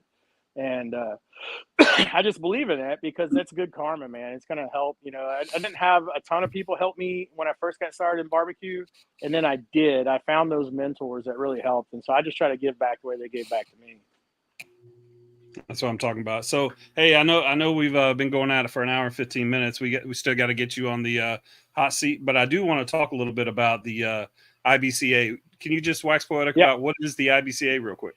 Yeah, IBCA real quick. It's the longest, biggest. Hang on. Let me. Al's getting excited. Yeah, we're the longest and biggest. Yeah, we got to talk about some dudes for a second. I got excited. For a second. I meant to say longest running, so we'll say oldest, and we'll say largest membership base sanctioning barbecue sanctioning body in the state of Texas. We're one of the oldest in the country. Been around a long time. I got elected president a year ago to run it. I was vice president before that. And so we sanction cook-offs. And by sanction, I mean, we come in, we take over your judging room. We bring our judging process into it with our judging tool. But you provide the taste judges. We'll teach them how to judge, you know, and get your cook-off unbiased and fair. And that's, you know, everybody's on a fair playing field with a consistent set of rules. And that's what we do. So if you have an event out there and you want to do a cook-off, we need you to promote it. We need you to find us taste judges and you to get teams in it and to find your awards. But you don't have to worry about the judging. And that's what these sanctioning bodies do is we handle your judging for you. So IBCA, it means a lot to me. It's one of the first ones I ever cooked under when I first got started. And it had a rough patch. We had a lot of people leave us over the years. And I saw it, you know, and I saw some other organizations spur out of IBCA, which, you know, it always happens when you're the biggest. You know, people are going to leave and start their own. But it's how you bounce back. And I really didn't see a lot of bounce back. So I ran for vice president, and then it was kind of natural for me to run as president as soon as the president's term was up. And so I'm just trying to get that organization. You know, it's a nonprofit. It's a thankless position. You know, it's an unpaid position. I do it out of love and respect for the sport and respect for the cookers. You know, when I leave office, I want them to know that I did all I could do to hand them the most fair, accurate, and innovative, you know, judging process that's in barbecue, and hopefully we'll have grown it bigger and better than it's ever been by the time I'm out. Absolutely. And I'll tell you this, like I remember when I got here in 2017 and came to the Tomball VFW, all you would hear is, oh, we're going to have this cook-off. We're going to have that cook-off. And you would hear this sanctioning body. And then there was all kinds of, you know, turmoil, this, he said, she said, you know, infighting. And like Dennis said, people were coming out, and changing new sanctioning bodies. But the ability for them to put together a team that brought them back from any type of things they were having. And then the CBA as well, the sanctioning body CBA, Champions Barbecue Alliance, the things that y'all are doing to create a wonderful culture for families to go, and especially veterans, to go on the weekends and take their families and be a safe place to where they can go out there and cook, have comradeship, you know, have a little competition. It's just hats off to you, man. I love what you do. I love the whole WARPIG products, and you know, I love seeing you on the So Smoking Gooder show as well. So thank you for being a guest today. I think it's about definitely a good place.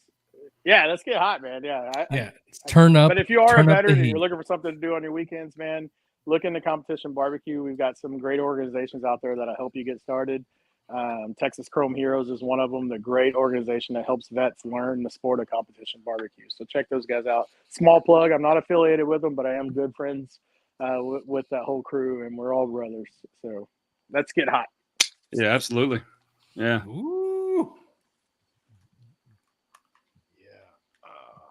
I hope I don't have to read anything because my phone's way away from me right now. All right, here we go. Well, y'all know what time it is. I know what time it is. And I know my man Butter knows what time it is. And you know what happens to butter when butter gets hot? It gets melty.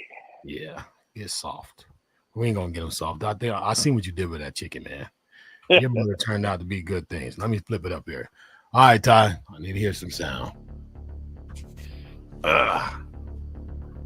Great hairdo, man. I like your hairdo. Thank you. Got a lot more in common than you think. All right, let's get into it. I'm listening. And you know, DJs have a passion for DJs. Yes, sir. Well, the first question I'm going to give you is going to be a DJ question. What is your 5 favorite songs of all time? All right, 5 favorite songs. It doesn't have to be like in the club songs, right? Your personal 5 favorite. Number 1 favorite song is "Yellow Ledbetter" by Pearl Jam. And tied for number 1, but number 2 would be "Juicy" by Notorious Big. Juicy. Yeah, absolutely love it.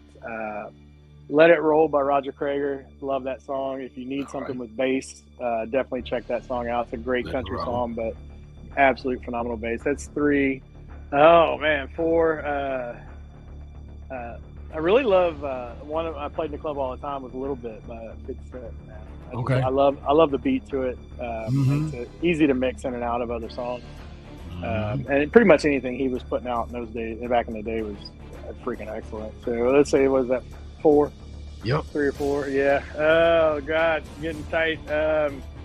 Man, Frank Sinatra, "The Way You Look Tonight." The Way You Look Tonight. Okay. Man, let me put that on while I'm cooking some pasta, man. And yeah. And you know, by the time I'm done with dinner, there can be some furniture moving, if you know what I'm talking about. There you go. So, nothing wrong with that. Yeah, I freaking love that all song. Right. You know, and this one just came to me, so I got to say, "Home," or "Home to You" by, "Home" by Michael Bublé. Okay. And Blake Shelton covered it too. But that song, man, if you're a soldier, if you're a veteran of any of the forces, and you listen to that song, man, don't bring a tear to your eye. You know, something's wrong with you. You ain't living right. Just it just brings back all those memories, right, of trying to get back home to your loved ones. And just being so far away, and the song's not about the military, but man, that's all I you think can about, relate. you know, definitely relate. All right, I'm writing that one down. Yeah. All right, here we go. You're a barbecue guy, military guy, all that. If you had the power to take away one restaurant forever, who would it be and why? One restaurant forever. I gotta go, buddy. Dickie's Barbecue. Dickie's Barbecue. Get your ass out of here. You gotta go. Why? It's Trash Panda Barbecue, man. It's not good. Okay. For the Dickie's raccoons. Barbecue. Right there. Okay. Get your ass out of here, Dickie's. I've been there, but I don't remember their food. So yeah, probably yeah. Okay. All right, brother. Here we go. What's the craziest thing you've ever done in the tanker?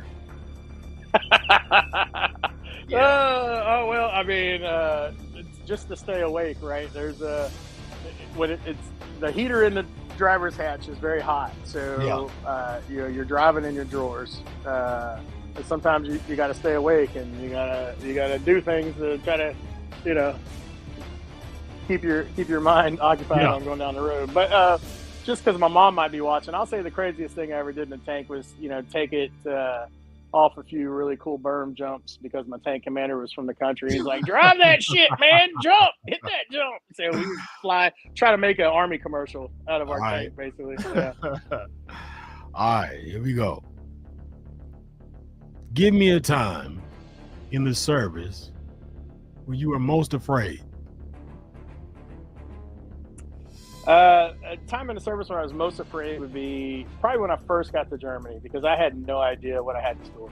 You know, I was a young private, was 18 years old, and you know, away from family, and that's when life really got real, really quick. And they don't give you a lot of direction when you first land. You know, you're in there with everybody's in processing, and so I was actually afraid, because I just didn't know what was next. You know, deployment we trained for, so I really can't say I was afraid there. But just afraid of the unknown once we got to Germany was the most afraid I ever was. Okay. All right, here we go. I mean, we hope this never happens. But in the event that it ever happened and you had control of who was there with you when it happened, if you could be stranded on an island with one person, who would it be and why? Oh, it's got to be my girlfriend, man. We get along so great. I mean, it's just somebody that I can share all these stories with, and and just love coming home to her and talking to her. So I know it's cheesy for some of y'all, but you just find that match of somebody that you can pour your heart out to and tell all these crazy life stories, and they just sit and listen, and we don't have a lot of contentious conversations, So I think if I was stranded on an island with her, man, we'd be two suntanned up lovers, man, just making fires and eating fish. There you go. All right, here we go. If you were challenged, you brought this up. If you were challenged by your girlfriend to role play before Whoopi, and you had to disguise yourself as a cartoon character, who would you be and why? Oh man, I'd be Foghorn Leghorn. That big ass rooster, Where are you going with that damn chicken, boy? Yeah, that's right. That's who I'd be. All right, so she'd be my little chicken hawk. Okay, there you go. All right, I'm a chicken hawk. God, I love it. All right, here you go. Barbecue sauce on ribs. Is that a yes or no, and why? All day, man. I can eat pasta without sauce, but it's so much better when you put sauce on it. Okay. I know some people would disagree. Some people are, if you got to put sauce on the rib, then I'm a sauce. I like the sauce, man. I'm a sauce guy. But it's like toast, man. I can eat toast bare, but man, you put butter on it, man, it just makes it so much better. It adds a little moisture. It adds another layer of flavor, right? That's what sauce does. Sauce should complement the meat, not overpower it. That's what sauce is doing. Yeah. I got you. Okay, like that. Here we go. I couldn't tell. I was trying to measure you up while you were talking, but I couldn't put my finger on which one. I'm not sure. Are you a tidy whities type of guy? Boxer briefs, boxers, or free baller? Why? Oh no, man. College, I was a free baller because I had holes in my drawers, but I was broke. But now, boxer briefs, Under Armour boxer jocks, or there's a new one called Pair of Thieves. I think Target sells them. Excellent. They really cup the balls nice and keep them cool and separated from your body. There you go. All right, here we go. Now you know. All right, and what was the name of that brand again? Pair of Thieves. Pair of Thieves. Yeah. That's right. All right, here we go. If you can bring back one person for a 10-minute conversation, who would that be and why? Oh my goodness. That is tough. Great question. Man, I never met any of my grandpas. My mom's dad was an immigrant. He stowed away on a ship at 10 from Ireland and was an orphan when he got over here to America. And found his way from New York to Philly to eventually Houston, where they set up roots, and so I would love to just sit down and ask him everything.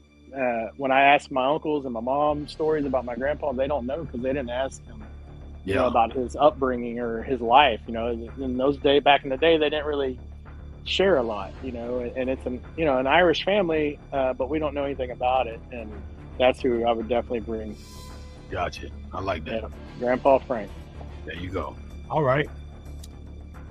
Which emotion do you struggle with the most?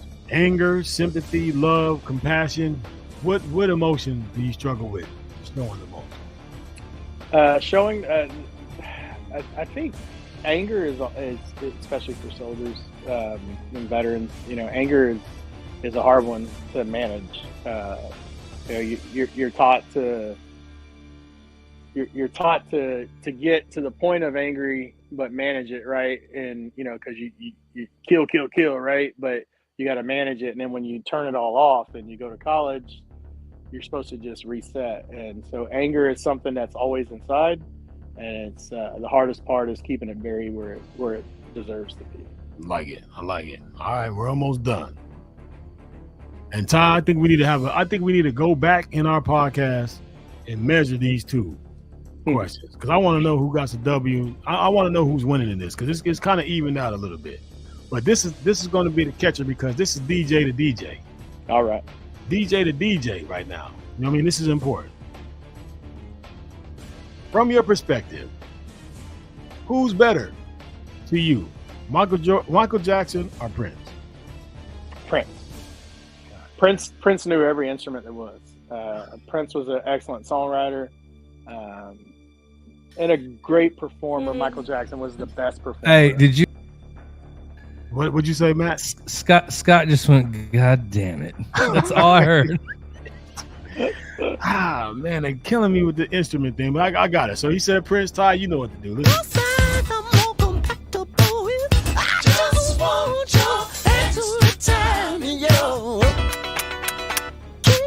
Damn. Man, I thought we were connected for a little bit, but we're back. All right, last Can you question. still see me? Okay, there we go. Yeah, we can see you. All right. Last question for you can get out of the hot seat. You are, you've been around, you've been on all these shows and you've done all these things, man. And we're in October. You've been around the world, you've seen all kinds of things. You are here live with us on the Triple Threat Vet podcast. But I need to know, in your line of podcasts and what you know of podcasts, where do you rate us as a podcast? And don't, just be honest with us, because that's the only way we're going to get better. Where do you rate us from a 1 to 10? So I'll give you a 9, man. And I'll give you a 9 because, for one, you guys have, is there 4 of you on this show? Yeah. Right? And you're able to manage that, first of all, which is a lot because you got 4 egos and they're all veterans, so you're all crusty as hell. So it's, it's hard to manage, but you guys do it well. Your graphics look good. I love, the clips, the video clips and everything, the music. And I just love talking Army, man. I love talking just veterans and veterans issues, just everything I can about military. And so this is the only one that I've been on where I've been able to talk truly to military people about military people and military life. Because everybody just wants to get straight to barbecue, and barbecue is such a small portion of my life and what I'm truly about. So I love you. I love this podcast. Would love to come back. There you go. So definitely give you a 9. You got room for improvement always. You'll never be a 10. But there you go. I'll take that. Well, you only 10 in my life is my girlfriend. There you go. Yeah, and if you were stuck on the island with her, I'm sure that probably go. I don't know. Maybe you might stay at 10, but she's I don't know, 10. Man. All right, man. Well, you officially have made it through the hot seat. Nice.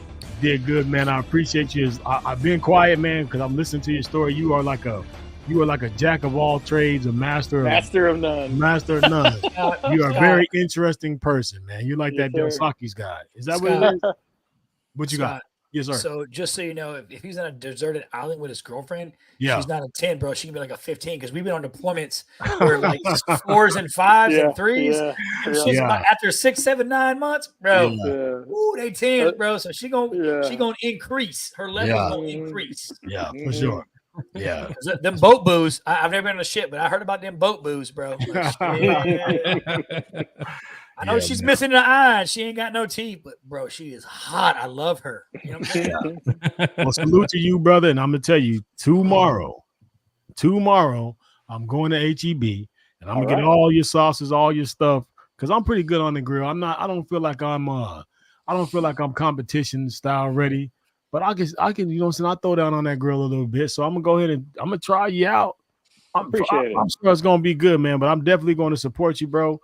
And I enjoyed listening to your story and learning a lot about you. You're a very interesting person. If you have room in the VIP for me, the big high tizzle for Shizzle Dizzle, I'll DJ for you. I'll come in there and entertain the people, make people laugh, whatever you need. I'm there for you, man. Just let me know. Just send me an invite. Yeah. Let's do it, man. You guys can come out there and set up if you want, man. I got room for you. Sounds like a plan. Well, we'll be down there Wednesday doing this So Smoking Gooder, so maybe we can come down Tuesday and do this a little bit. Yeah. Tuesday we're done setting up. It's kind of our Wednesday is really the final setup day where I bring people in and let them have a good time for free. But Tuesday is when it's more laid back, just kind of the team there, and you guys can get to know the other veterans on the team. It's a good time. Yeah. Done. That'd be great. Yeah, absolutely. Anything we can do to help for sure. But hey, Dennis, I appreciate you coming on. This is a really cool episode for me because it's most of the time when I'm bringing people on, it's somebody that I've served with.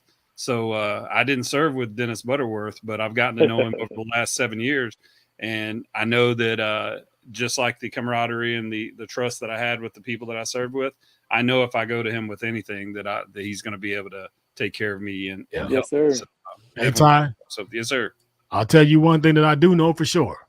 I do know for a fact that Butter is not O positive blood type. The reason why I know is because if he was O positive blood type and he sat outside by that pool with that light on, with those bugs flying around, they would have ate his ass up. So I know he's not, because if it's me, I can't sit out in the dark like that with light, because O positive mosquitoes and biting flies and ants, they love my blood type and they tear my ass up when I sit outside. My wife, they left me alone tonight. Yeah, my wife in Brooklyn, they can go outside all night. They don't never get bit. I'm sitting here dying, man. So I do know that. A positive, man. I'm A positive. See, he's A positive. I know he wasn't O positive. See, so am I. Yeah, I'm not O positive, man. I can't be out there, bro. They love me, man. Yeah. But Dennis, thank you very much for coming on. Yeah, we're gonna guys, let you go. And give some shout outs for your team, please. What are your team names? I don't know. I've met most of them, but the only one I've really had a conversation with is your second guy. Yeah, so I got Hef, Jeremy Heffernan, Brian Bridgman, we call him Big Country, Jeremy Phillips, Captain Phillips, Casey McCall, we call him McCallstein. He's a little tight with the money. I've got Jared Dagley and Aaron Eddy, and then of course Pop. Pop is my main guy. He's my pit master. I've turned over the reins of cooking to him, so I love him to death. Couldn't do any of this without Pop. Those other guys can stay home, but Pop's got to be right by my side. Pop's got to be there. Yeah, Pop is the one that when you had him cooked at the Tomball VFW, I was telling him anything you need, and he ended up. I know he got a walk. Did he win? Yeah, he won. He got some walks. Yeah, pork or something today, right? First and my dude. But yeah, check us out. WARPIGBarbecue.com, TX WARPIG Barbecue on social media, TikTok, we're WARPIG Barbecue. Easy to find us. There's a couple other WARPIGs in the country, but it's easy to spot what we look like. Once you see our logo, you'll know it's us. Yeah. There you go. Well, Dennis, thanks for coming, man. Dennis Butterworth. Thanks. All right, brother. We'll talk to you soon. All right, go Astros. Yeah. Yeah. How about that? Man, the Astros lost today, man. I watched that game. I thought they were going to get it at the end, but they didn't get it out. It was close, 3-1, but almost close. Only counts in horseshoes. Speaking of sports, we got some. Let's see, future guests who we got here. Next week it's going to be just us. Okay. Yeah. But the week after that, who we got? Oh, shit. Lewis. Fun. So yeah, he just confirmed he was solid. Yeah, he's the story is going to be pretty awesome. He travels around, does a lot of public speaking. He does a lot, but he's they call him Speedy Doc. He got the Navy Cross while in saving a bunch of Marines and sailors. So his story is going to be pretty outstanding. I mean, what he's done and throughout his career is pretty awesome. So. Yeah, what did you do there when you moved? Because your voice like swelled. Yeah, we lost you for a little bit. Yeah. I got excited, probably. He was choking the wire, not the chicken. Anytime you talk about some docs, I get excited. Yeah. Sports. I think I did pretty good this week, though. I'm not gonna lie. I think I did good. Hey, do we have? Are we talking about events before or after sports? After. Yeah. Sure. Well, I mean, we have a celebrity softball game coming up this weekend with the TVAA again in Sam Houston. Our man Butter's going to be out there. Sam Houston State University. They're playing. I mean, event-wise, that's what's coming up. As always, Project Zero. They're taking people out fishing and they're going overlanding and they're setting people up for mental health counseling. So reach out to them for that. Make sure that you check them out and you can see their schedule there, man. These guys are everywhere. And then this is the big one, Kilimanjaro. They're trying to go do a hike there with veterans. Make sure if you're a company, if you're looking to sponsor something amazing, this is what you can jump in to help them plant the flag and get out there with some veterans and help them out in their time of need. So, shameless plugs for our peeps. SameFlagSameOath.com. Cool merchandise, cool T-shirts. Go get them. Holiday season's coming. Working same flag, SameFlagSameOath.com. All right, so sports. We got the win in the standings. I'm currently 7th, but we got the win. We're now 2-2. We got no production at all from the quarterback, so we might have to make a quarterback move. So who's the general manager? Who's on the bench? Who's on the bench? Oh, I didn't put the bench on there. I'll send y'all a copy of the team so y'all can know more. Let's talk about it right now. Like we're in the board meeting. Who's on the bench? Okay, I got you. Let's see. Because I'm gonna tell you if we're gonna fire both of them. You know what I mean? So, my Josh Allen gonna suck anyway. Justin Herbert. Oh yeah, we're getting rid of both of them losers. We need to go find somebody else. Yeah. All right. I think Colin Kaepernick's available. He'd probably do more production than what I've gotten the last couple of Yeah. Anyway, so here's how it rolled out last week. Notre Dame beat Louisville. Texas A&M beat Arkansas. I wasn't expecting that. I wasn't either. Colorado, well, you were UCF. Kentucky beat Ole Miss. None of us. What the hell, dude? But it was close, man. It could have went either way. Yeah, good for Kentucky, man. But Ole Miss is number 6. They were not expecting to come in town and lose that. So. Damn, man, Wyoming they caught us ass whooping on Air Force. Yeah. What the hell? Yeah. Navy beat UAB, Army beat Temple, and Air Force lost to Wyoming. I'm pretty sure there's only one of us that got that game right. Yeah. Yeah. So here's the records after last week. 5-2 for Al and Matt. Oh snap, dude! Look at that. 3. So I have pretty climbed tight at the top. the ladder. Man. I was 3-4. Yeah. I don't like the fact that you've got Matt Johnson number 1 and me number 2. We're tied. Yeah, so but is Scott. Based on last week's power rankings, he was higher than you, so he was. Goddamn right, I was. Yeah. Bullshit. Okay. That's Don't right. be a This hater, week, bro. this week is going down. I'm coming back. I'm not staying down there. I'm not doing that shit this year. I'm not staying down there, bro. You're not gonna be Matt Johnson. No, I'm not Ain't doing nothing it. Look, don't be a hater, dude. No, hey man, and this is the other thing I wanted to know. Oh, I good. understand that we picked up Notre Dame, and I understand the reason why. But we can't let Georgia get out of that. We can't let Georgia get out of that shit. Oh, bro. Georgia needs to be up there. Hey, I understand the history of why we're doing Notre Dame, but Georgia still needs to be up there. Here's the difference. I would have picked Alabama last week. I'm probably going to pick Ole Miss and Tennessee over Georgia if we were picking them, just because I don't think Georgia's the team they claim to be. They're just not. Offensively, every game they've played, even the games that they've dominated in, bro, they start off so slow. Carson Beck looks like he's got to take a shit on the sideline every time they flash the camera. In the SEC, which is we can debate it if we want, is the most powerful football conference in college football right now. They've got everybody's. We know and understand. You can't start slow in the SEC, bro. We know and understand. All I'm saying is the fact that we just totally took them off of this whole radar because they need to be on there. We just need to add Notre Dame because we understand what's going on and the reason for Notre Dame. I'm down. But we need to bring Georgia back up there because they need to get this. They need to get this work. If Colorado had to get their work, Georgia got to get their work. Now let's go back to that Colorado one real quick. I just need to. What you want to say, Scott? He just wants to sit back and he look wants at to it. say they beat a high school team. Forward. Congratulations. What you talking about?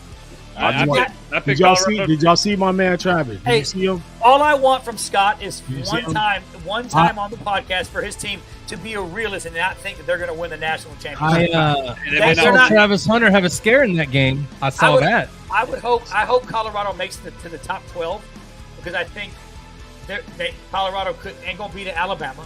They're not going to beat Georgia. They're not going to beat A&M. They're just not competitive with the top teams right now. I don't care if they've won 4 games. They won 4 last year. That's cute.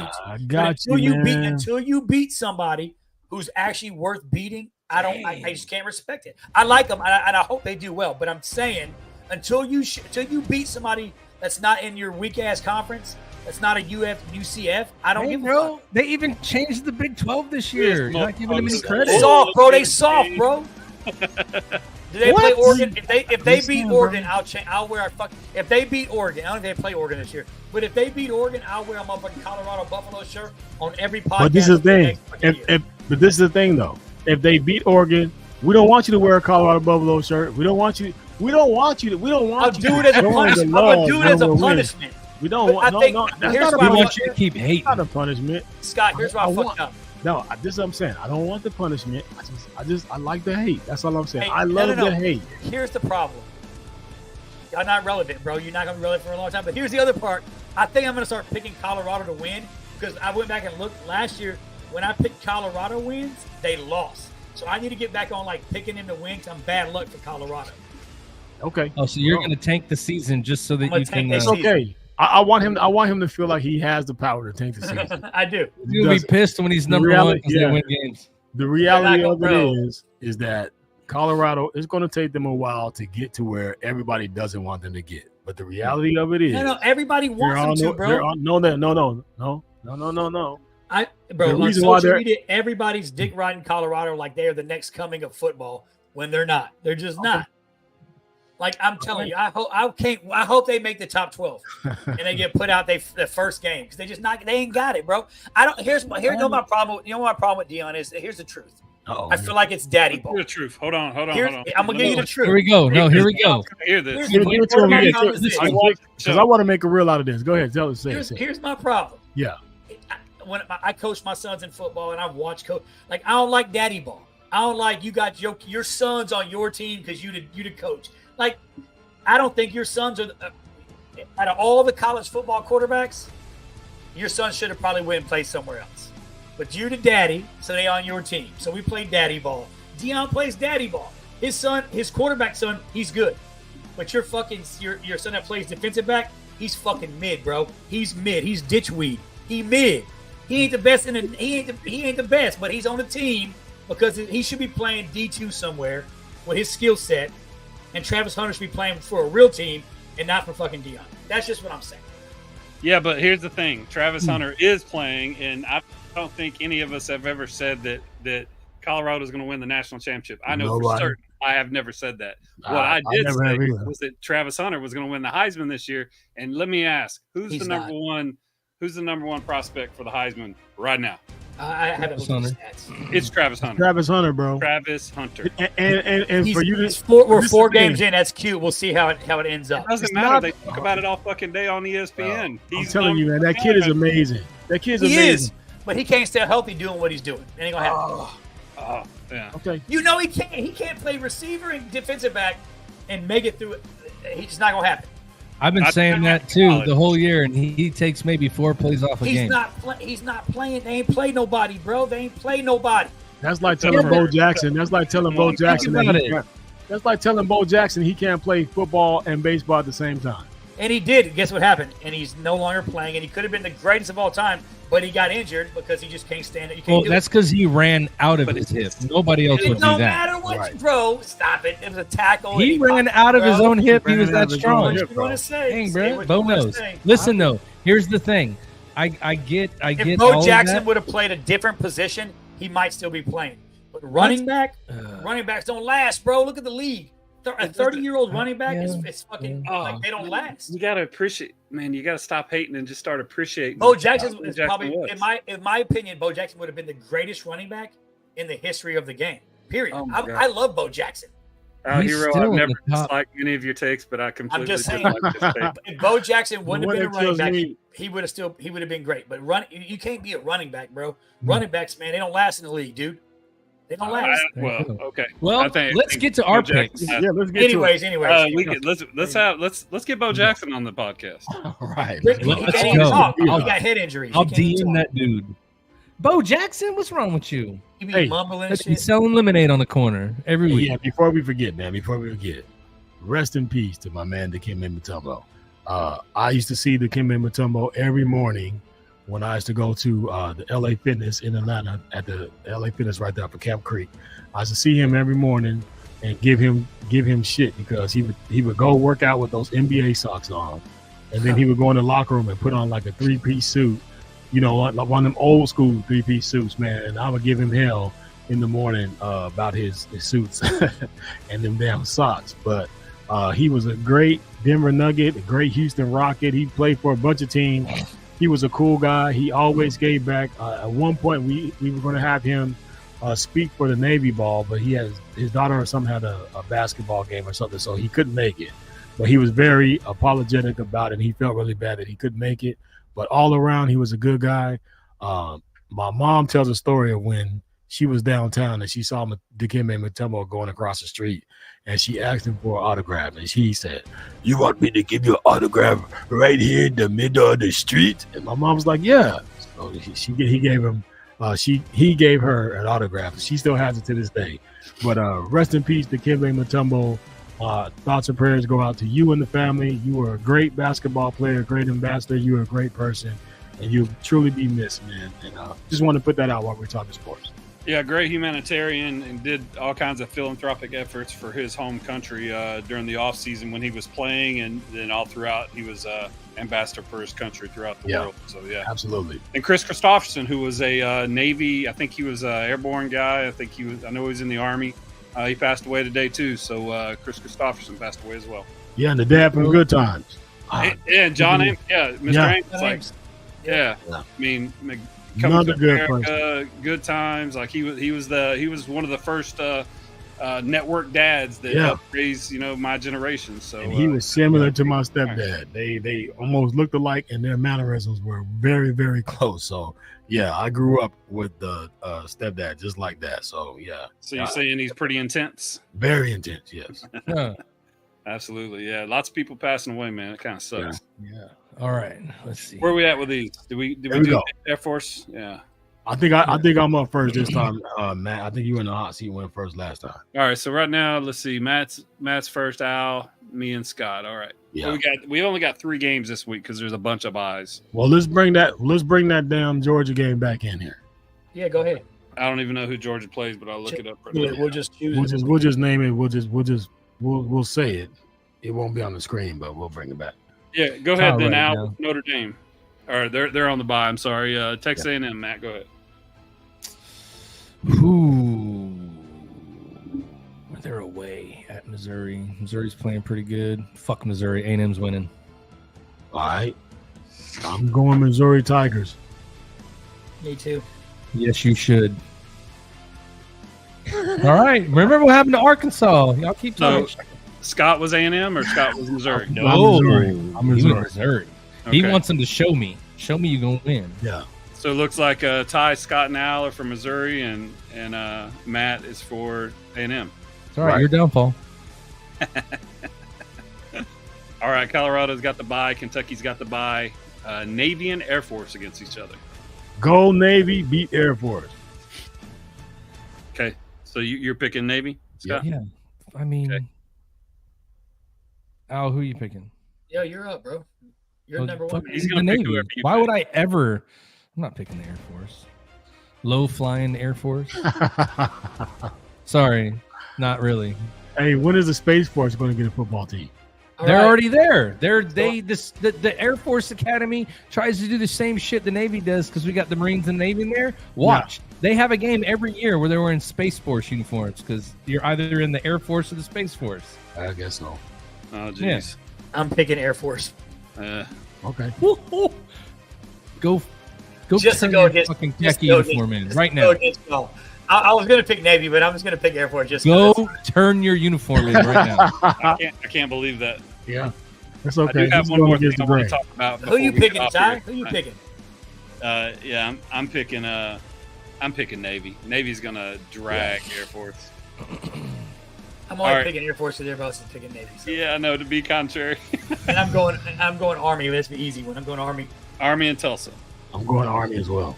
Army. Okay, we all 4 picked Army. Yeah. Nice. Hey, Georgia, Auburn. Georgia. Ooh. I'm going Georgia. Matt. Yeah, I'm going Georgia. I don't think Auburn beats. Auburn's not bad though, bro. They're in Athens too, so. So I'm gonna have to go against everybody on this pick, and I'm gonna have to go ahead and pick. I'm picking Georgia. I don't lose after Alabama. Too much pressure on that one, bro. No. So all 4 of us are for Georgia? Yeah. So check this out. Now I will be picking Tennessee if Tennessee keeps going the way they're going, and Texas. Georgia's got. Think about the schedule, Scott. Just football schedules. I don't know if anybody has a harder schedule in the fucking conference in the league. They've got Texas. They've got A&M. They've got fucking Tennessee. They had Alabama. Like, bro, they were ranked the number 1 or number 2 team, right? Number two. Yeah. Bro, they have the hard. Nah, but it's just their schedule. I mean, you had their schedule come out years in advance. That's a tough. Nobody would have thought like that schedule's Auburn's. Yeah, but here's the thing. Here's the thing. I feel like I'm just going to be honest right now. Alabama's got their number, bro. College football is becoming professional football because they're trying to put everybody into one grouping, and you're getting away from the Pac-12, the SEC, the Big 12, the Big 10, the ACC. How is Stanford on the West Coast in the Athletic Coast Conference, right? But bro, like they're just chasing money, bro. So we can say what we want about they have a hard schedule, but all these teams that want all that money and have that national draw are being brought in. So it's not. I mean, I'm talking at the base level. Like, it's making me like pro football is boring as fuck to me. I don't even. So is college now. I haven't watched. No, bro. Did you watch the Georgia? You watched the Georgia game? The game that you should have saw, or if you didn't see, that Miami Hurricanes game was crazy. Virginia Tech. VT and that was crazy. That's my point. You don't have those. I don't know about that catch, man. I think that I don't understand how they ruled it a touchdown and then took it away when the ruling on the field was a touchdown. And because you couldn't see, overruling details to say whether what didn't happen. That's a hard one, man. That was a heartbreaker. Yeah, I'm just saying, like I like that they're doing a 12-team playoff because I feel like now you're really going to give these guys that have, good beginning of the season that have one, like take Georgia. They got beat by Alabama. They're going to drop down super low. They kind of came back from that. They build back up to the end of the year and they can't get in the top 4. So you have people like that'll get into the game. But let's think about this right now. If you were to look at it right now, how many teams in the top 12 are not in the SEC? Shit, I think a couple, not very many. Not very many. Here's the other part. 2 or 3. Crazy. Georgia has Georgia's lost 3 games in 3 years, all to Alabama. Yeah. Well, Alabama's a damn good football team, man, and it's not just the coach. Alabama, they do an awesome job of recruiting, bro. Well, and here's the truth. I'll just be honest. I think we'll see Alabama in a year or two and see what they really are, because right now these are still Saban teams. This is still Saban's team. Right. I mean, this is for sure. The next couple of recruiting classes are still going to be all Saban built. So we'll really see what this coach that they have is really about in about 2 years when it's his recruiting classes. You know what I mean? That's still running up a whole talent for sure. Oh, bro, and they looked. I mean, they came out and put 30 on Georgia in the first. It just seems like the Alabama and Kentucky and Michigan, it just seems like these guys are bigger than everybody else. Bro, when you look at the physique of these athletes, Alabama has some big old they got some big players. Kentucky has some big players. Michigan has some big guys. And then you look at a team like Colorado, you're like, look at these little skinny guys out here. Yeah, but it takes time. You know what I mean? They recruit that. You got to remember, right? Yeah. And I talk shit about Colorado because I like fucking with you, but the truth of the matter is it takes time to get that talent to leave these southern schools and these to go. You know what I mean? Because they're Pac-12 built. Pac-12 built is built to be small, fast, on the outsides, throwing the ball, catching the ball. They're not built to pound the football and run the football that kind of defense. That was the truth about the Big Ten. If you think when Urban Meyer got to Ohio State, he pretty much built an SEC team in Ohio. Yeah, and he started, for sure. He brought in that team. The 2 other teams I forgot was, like you said, Ohio and Texas. Texas is a big old guy. Texas is nasty, bro. I'm telling you, Texas. They got some. Hey, I'll tell you what. Right now, Ewing, he lost his job, bro. He done. He's done. Who? Ewers, whatever his fucking name is. He's done, bro. Manning's in there the rest of the year. I don't know. I don't think so. I don't think he deserves to be. Hey, so here's what I'll tell you. But listen to this. Listen to this. Hold on. The name. Hold on. That's not about the name. Look what Ewers has done, bro. Look what he's done. It has nothing to do with the name. Manning went to that school to play at Texas. He came in as a freshman. He didn't play, right? Yeah. Freshman year, he got recruited all over the country. That kid told everybody, I'm not leaving Texas because I committed. Last year, he didn't play. Now, he redshirted a year, but now he's coming in again. He's getting to come into play, and he's just playing the game. Now, if that other kid comes into play, he's going to step right back, and he's going to let him play. Because I'll tell you, that guy was raised to respect the game. You know what I mean? He's like, I got to do what I got to do, and he's for the team. bro. So it hit for him. It's not about name. Yeah, but yours, if they're smart, bro. They are riding the train around. That kid's a good football player. Like he learned from Peyton and Eli, dude. How could you not? He had a game, but you don't. To me, you don't do your starting quarterback who came out the first game of the year and smashed Michigan in the fucking teeth, the defending national champion, and then shit on him. If I'm yours, then I'm fucking, hey, yours. We'll take you in Georgia, bro. Come on down. We'll take you. What I think is going to happen is whenever Quinn Ewers is ready to come back, I think he's going to play. Being the swagalicious dude that Arch Manning is, he's just going to step aside and be like, he is. No, he is 100%. Go ahead, bro. I got this, because I mean, he knows how good he is, and from what I hear, sure. that they have a great relationship, and they both know how good they are. So, but I'm telling you, man, looking good. Yeah, but we know on a football team, the reason I'm saying what I'm saying is not because I think that he should be the starter because he's playing good now, or I think that I don't think anybody should lose to injury. But a team that's playing as high profile as Texas is, they started it off. But when you brought Manning in, his legs and his arm made a difference. And so, like, to go from one to the other and back to the other could be a huge problem, especially with as high as they are and how they're riding it. That could be a problem for them. I don't know. That's a year's team. That's his team. That's his team, bro. That's his team. We're talking timing of receivers, like all that stuff. His team, like, bro. There's a That's difference. His team. Say what you want. That's his team, bro. If they do him dirty, then fuck Texas and fuck the Mannings. They can suck my dick in the back. He has one bad quarter. He has one bad quarter when he comes back, and his ass is sitting the bench. Watch. Yeah. Well, I don't know. I don't think he's going to have a bad quarter. I don't either. Honestly, but I see what you mean. Well, well, that's good stuff. Well, that was our sports talk, people. You know how we do. We argue. Oh, by the way, we don't get paid for none of this shit, and we should. And what we say has no weight anywhere but where we have it at, and however you guys want to weigh it. But like you said, we don't get paid to say. These are just true emotion from some true military people who love sports. Yeah. And I got one more thing I want to talk about. Yeah. Go ahead. So we had a Chief season recently, right? Oh, bro, let's go. Don't do it. We had a Chief season, and Will Carmona sent us some Chiefs that got promoted over in Kuwait. New Chiefs got promoted. I wanted to show them to y'all. I don't know if picture. You could show it. I'm glad you brought that up because we need to have a conversation about this. This is some bullshit. Well, next week we have a show. Next week we have a show. Hold off till next week because I'm really. I want to show you. Let me show you this picture. No, go ahead. No, bro, listen.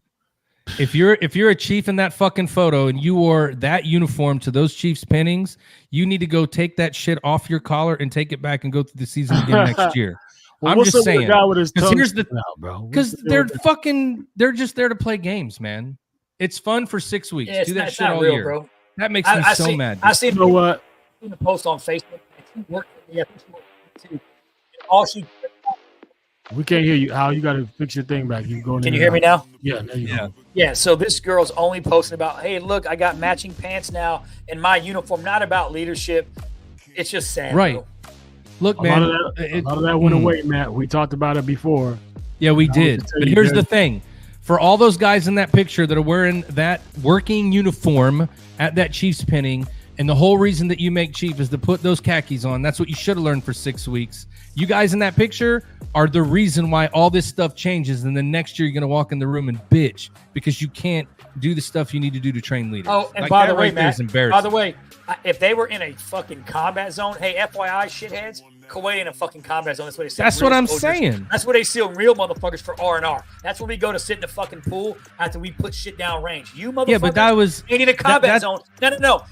If you were in Iraq or Afghanistan, I didn't take my dress uniform down range. You pussies are in Kuwait. That's like a fucking being like, I'm a fucking gangster. I went to Okinawa. That's just not a real fucking combat deployment. You motherfuckers should be ashamed of yourself. But that's what I'm saying. If you got a problem with it, I'll put my fucking address in this fucking post bar here. You don't need to do all that. But here's the thing. In my brain, I was like, if you were in a war zone, I get it, right? War zone, good to go. Yeah.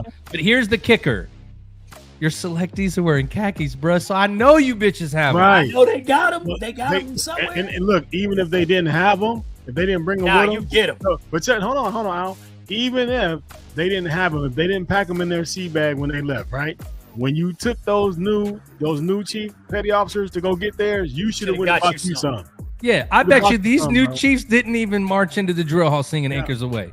Nah, bro. They I don't bet know the all words. those dudes in the work uniform don't even know the shit. Man. So it's crazy. Sorry, Man, Ty. I told So you- what you're saying is we'll probably have some good subject matter to talk about next week. we'll Hey, have some some. of you chiefs, you know, and them, you probably couldn't fit. Put a picture back up. Put a picture back Put up. it back up. You did it, Tom. Put I that told picture you not back to up, do it, John. but you did it. Here we go. Put I it want back it one up. more Saying, time. dude. Hey, you 4 on the ends. Your motherfuckers definitely not in regulations. You probably couldn't fit your khakis. How about Right. you do some sit-ups or run around the fucking base a little bit and do some PT like the rest of your selects? Because half of y'all motherfuckers damn sure ain't making fucking tape.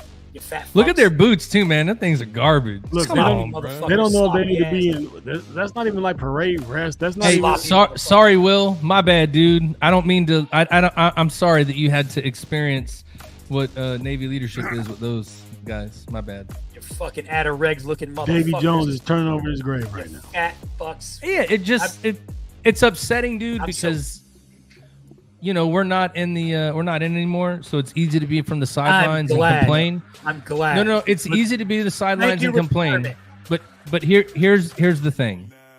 The United States Navy is built on tradition. Our retirements are from tradition. Our promotion ceremonies are tradition. Our change of commands are tradition. And that Chief Petty Officer Penning, 1893, April 1st. I mean, I hope you guys know the date. It may or may not be on the coin you do or do not have in your pocket. Right. But that's tradition. And so when you do that, you just need to make sure that you're putting those khakis on to respect everybody that went before you. That is a ceremony you wear khakis in, not man. your working uniform. It looks like y'all just came to be like, what up, and then left. Yeah. Hey, I've been retired for a long fucking time. My coin states me. Fuck you, motherfuckers. Y'all ain't. Hey, look shit. at the year. Look at the year hero made chief. Yeah. Does that say 2001? 9/17/2011, baby. 11. Dang, I bro. was 12. Speaking of, there's Will Carmona. Will Carmona's in the chat. What's Hey, up? yeah, you tuned in at a good time. Will, I'm gonna rewind it. Will, I need you to go back, bro, and smack the fuck out of them fat, out of standard, fake fucking Chiefs on that stage. The ones that are, in fact, they should all fucking be at parade rest when they talk to you. They should be at parade rest, and you should be smack the fuck at them, bro. Their fucking covers look like shit. This motherfucker's covers all crinkled up. Like, bro, y'all look like shit. You motherfuckers look like shit. Fat fucking shit. Yeah. It's pretty All bad. right. So Hey, Matt- Will. Hey, Gotcha. Will. No, everybody doesn't deploy with khakis. But here's the thing. Your selectees on the stage are wearing khakis. So you obviously missed Blake saying when they went to the exchange to get their new Chiefs khakis, they should have bought some. They should have bought some. So you know Hey, what? call back home. Call your wife and be like, hey, Chiefs penny is coming up. Yeah, but Y'all- you know you're going to be on deployment Yeah. during Chiefs season. Exactly. You're That's what I not was in going com- to say. no, That's what I was come going to on, say, bro. Matt. You can't Hey, get Will. away from that. You knew Will. you knew what was going to be happening. And check this out. You had 6 weeks to get them there. I don't know where you're at. Where you It can't ain't no keep big them. deal, man. No big deal. And Will, unless you're in an active combat zone, not Kuwait, not what they send real motherfuckers for R&R, a real active combat zone, then there's no excuse to not have your fucking shit with you. Yeah. Yeah. They should have CBAG inspected those motherfuckers during the season. Pull out Hell their yeah, shit. dude. Hey, so we're gonna wrap this one up. I'm Hey, gonna Will, wear my khakis on the next podcast. Just so Me they know too. what My, it's hey, I'm not. Hey, I'm fat not. fucks, my shit still fits. I'm wearing mine. I'm wearing my khakis. My I'm shit's not. in the closet. I still got shirt stays on my shit, Matt.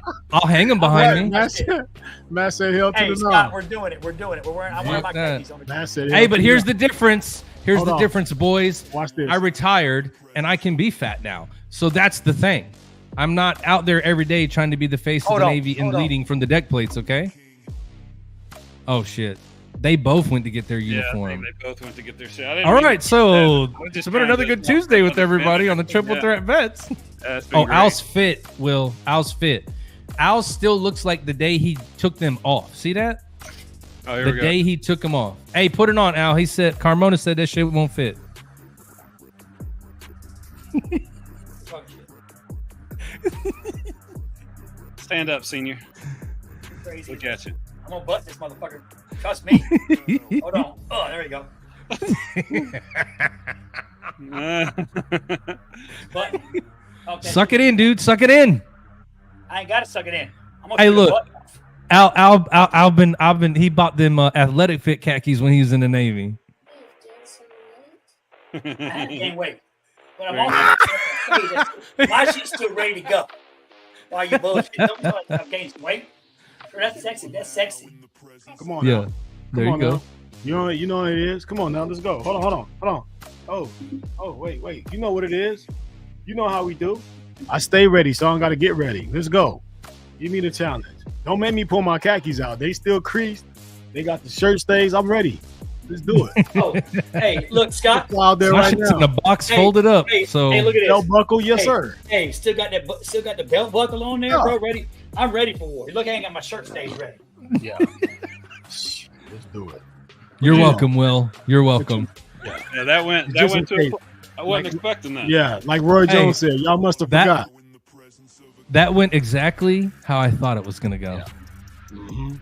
and how it should have went. Yeah. But this is a Triple Threat Vet podcast. I'm your man, DJ Royalty, aka Chief Big Brother Ball D Blake in the building. For those that don't know, those who went through season with me, you know.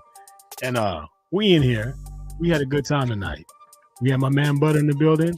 I got my brothers with me. I'm gonna bring my brothers in so that they can say their last words to get y'all out of here tonight. Big Al Hero, what you got for me, big dog? Nothing, man. Hey, I like talking some shit, but you know, it's a good show. I enjoyed having Butter on, man.